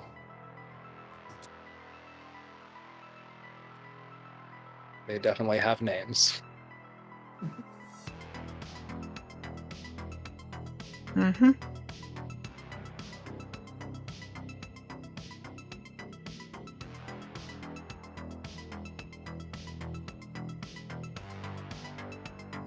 Listen. I remember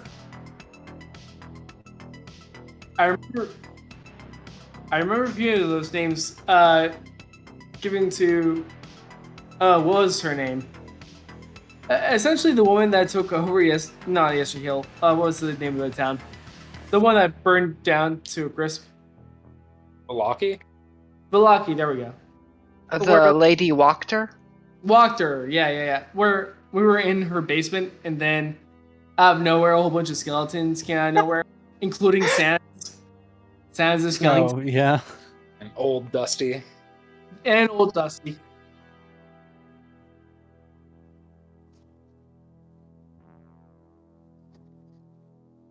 Well, there's also So if you Wesley look- right below yeah, it. If you look just south of that, there is a Wesley. And his You are brother not- Tiny Snipes.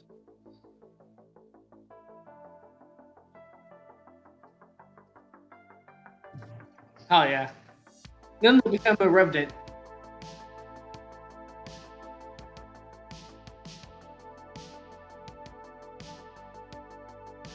But yeah. See, I was thinking Wesley Snipes' character from Demolition Man. I think I've only seen that movie once, but he was Oh, yeah, I don't know that delightful. one. I know- Many of the That people was the one where in that Taco were- Bell won the fast food wars. Yes, the Oh, entire yeah. restaurant wars, and then. But I feel like there was a different version. I was watching a video that's it's like, they're like the UK version or something. It was like Pizza Hut instead of Taco Bell. So the like ADR overdub edit of like Sylvester Stallone saying like a big old piece of pizza instead of a taco or whatever he said about, like, I don't know, it was really funny.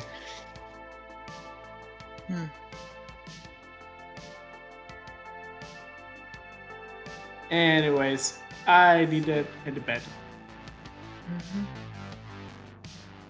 But it's been fun. Yeah, thanks for playing, y'all. It seems like probably the 15th is when we'll play again, but I'll check in with y'all in a little bit just to double check.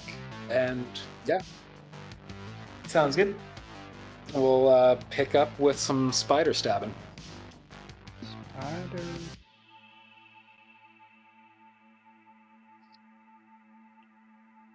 What is an arrow but a long range stabber?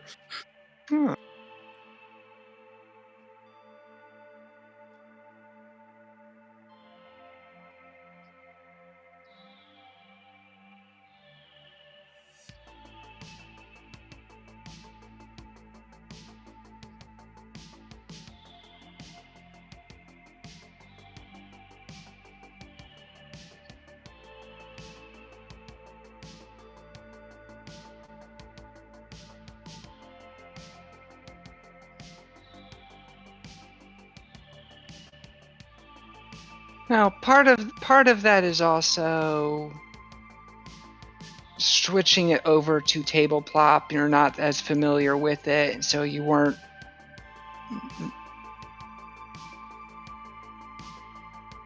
Oh.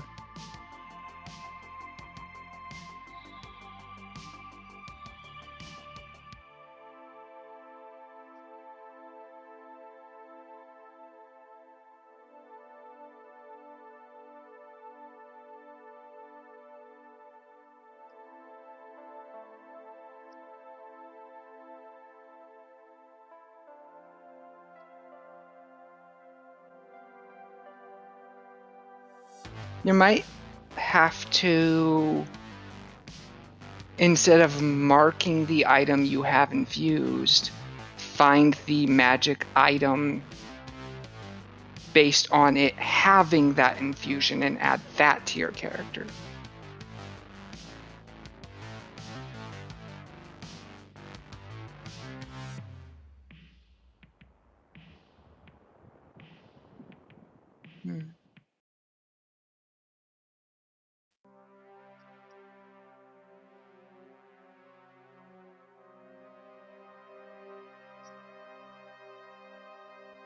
Anyway.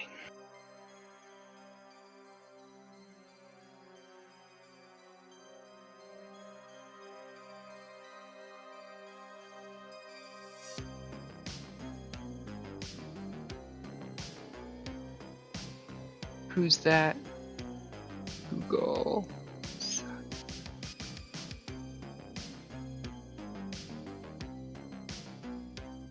Oh, it's the guy whose girlfriend was the spider-faced mongrel folk.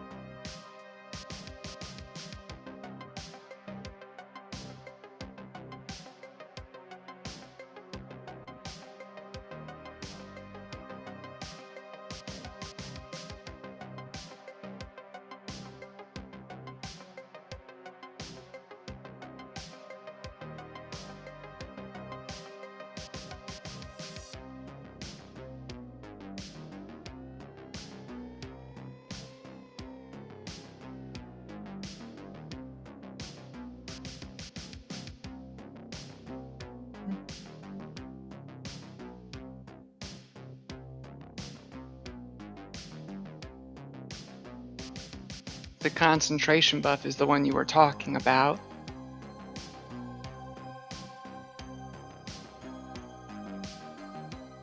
if you, yeah, I know what it is. I don't think Tegan has lost concentration like once or twice the whole game. Dratari, who's up in the front lines, has tried to maintain Shield of Faith on herself, and then has been hit and then lost the AC bonus several times. So if you were to give it to anyone, I really feel like it would do them most good on Dratari.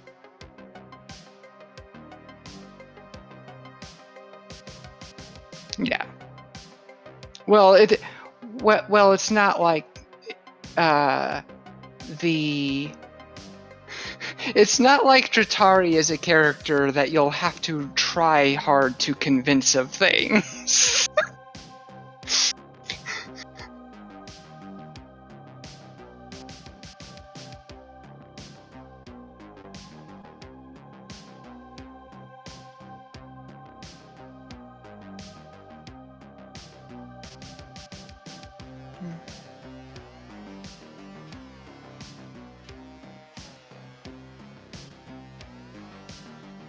I have typed a wall of text that is not complete and needs to be shorter. So I've been trying to handle a lot the last couple weeks, so I haven't been able to finalize that. And it's almost to the point where, like, I really don't want to use it as written in book, because there's things that fucking hit me wrong about how it got printed. But, like, it's a whole thing, yeah. Oh.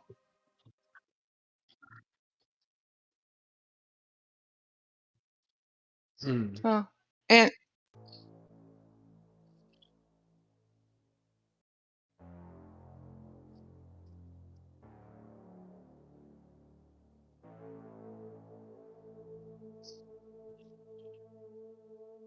yeah.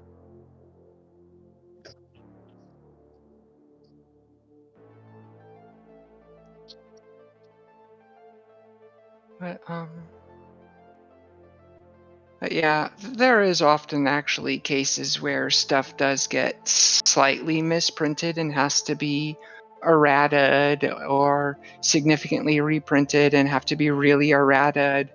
Or, like, the most famous one was the assassin encounter in Horde of the Dragon Queen. If you mess with this group of people that are being belligerent in a bar, it tells you to treat them as if all three of their stats are assassins. And assassins now are a creature stat block that's like CR5 encounter. But when they were originally working on it, the bandit stat block was the one that was named assassin.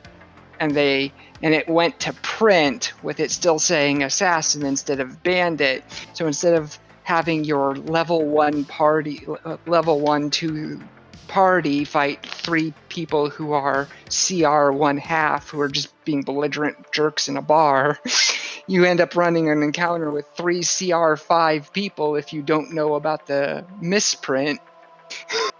Just immediately insta-kill the party. So yeah, that's actually one. Like, don't get me wrong, Adventure League content, the Adventure League adventure content is almost always really well known for putting you to the frickin' mill. But that one was just an outright mistake.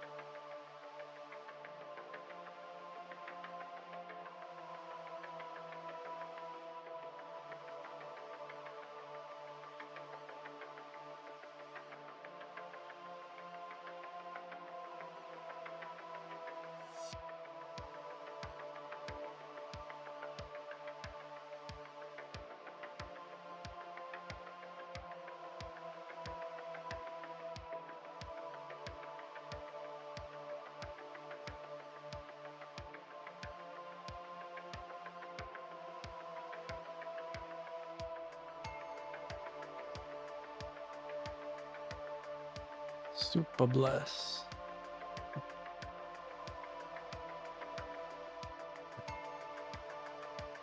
Alright. I think I'm gonna take off, y'all. But it was a fun, Bye. Let's fun go. near-death experience. Oh yeah, no problem. Looks turned out good.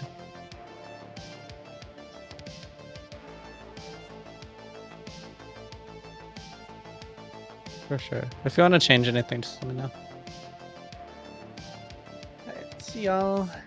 Bye. Peace.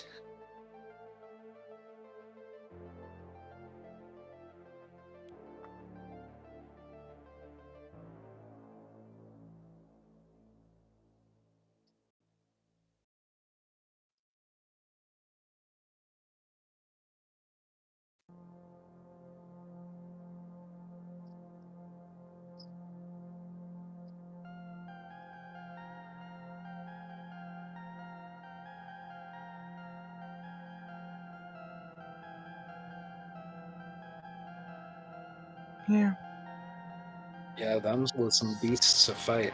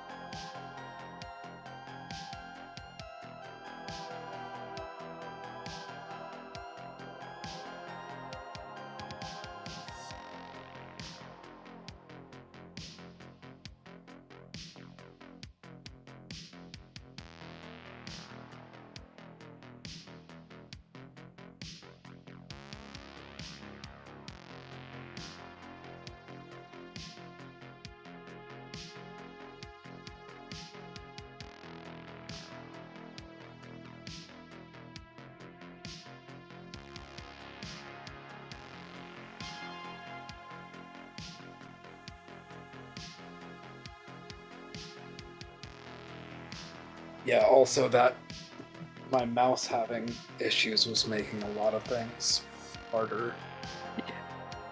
Just that, like, you know, I am clicking and the computer doesn't act like my mouse is clicking. This was an expensive mouse. Shouldn't be. Well, like I've said it before, and I'll say it again. I never expect any production line to have 100% perfection, no errors getting out to the customer. What I will really judge a company by is yeah, how often do those mistakes happen?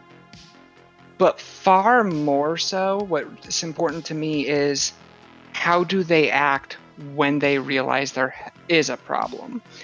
What is their customer service like? How well do they address fixing the problem, replacing the product, whatever? Like, I don't expect perfection, but I do expect you to handle your mistakes with grace. And that's why Logitech had earned a little bit of my respect in the past, because it's not the first time I've had a problem with one of their things soon after having bought it. But I've never had problems getting them to get it dealt with.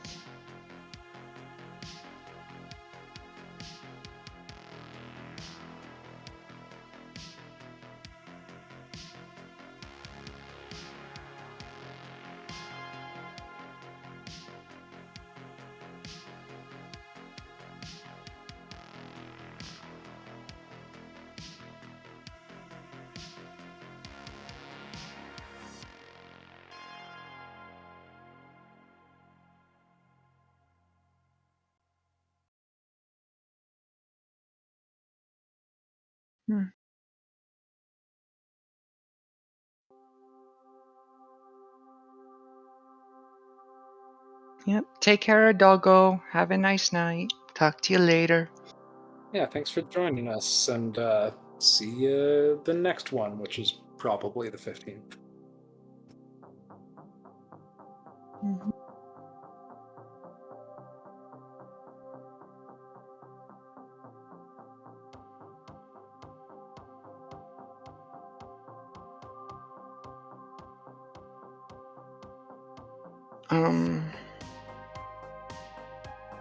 Bye.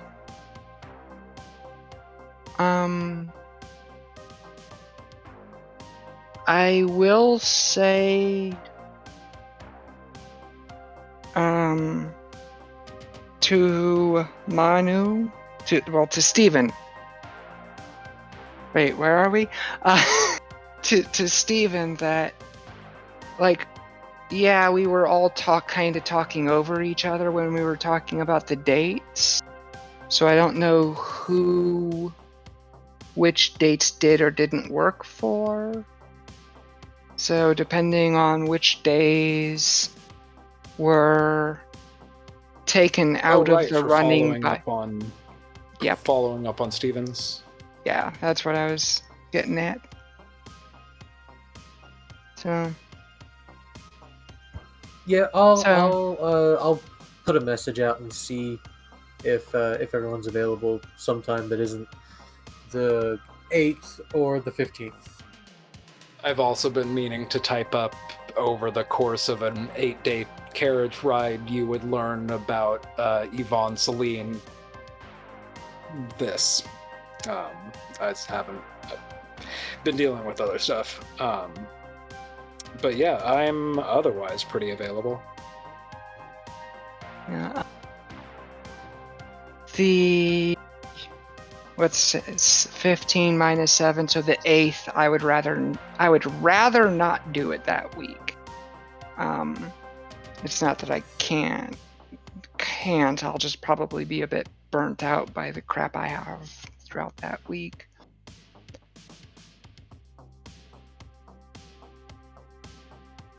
So. Yeah, I'll ping everybody in the other Discord tomorrow or something and see if everybody has a specific day that they could probably do it. Mm-hmm.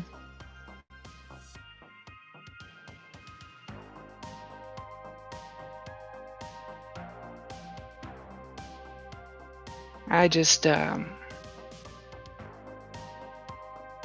am glad for our D&D sessions and the fun of it.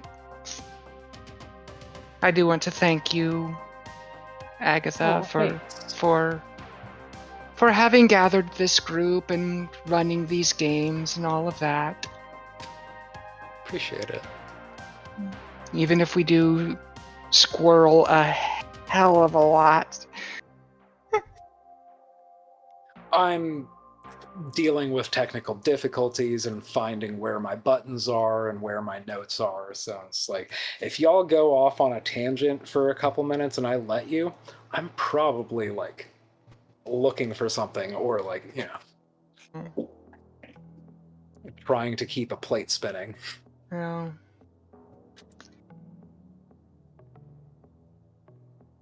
This session did seem a little more hectic than others. By a very good measure. Yeah, I was like an hour late and I've sleep schedule has been all over the place, dealing with some life stuff like new medications. I'm hanging in there, but wow, Frazzle. The Frazzle is... Call me Miss Frazzle. What kind of school bus do you have? It's magic, but like magic mushrooms. Psilocybin. Nice choice. Psilocybus. Ah.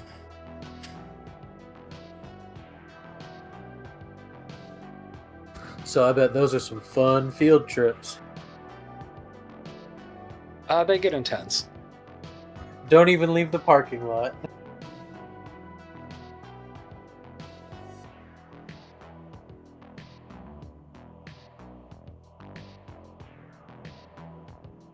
Yeah, I am going to excuse myself. Thanks, y'all don't have to leave.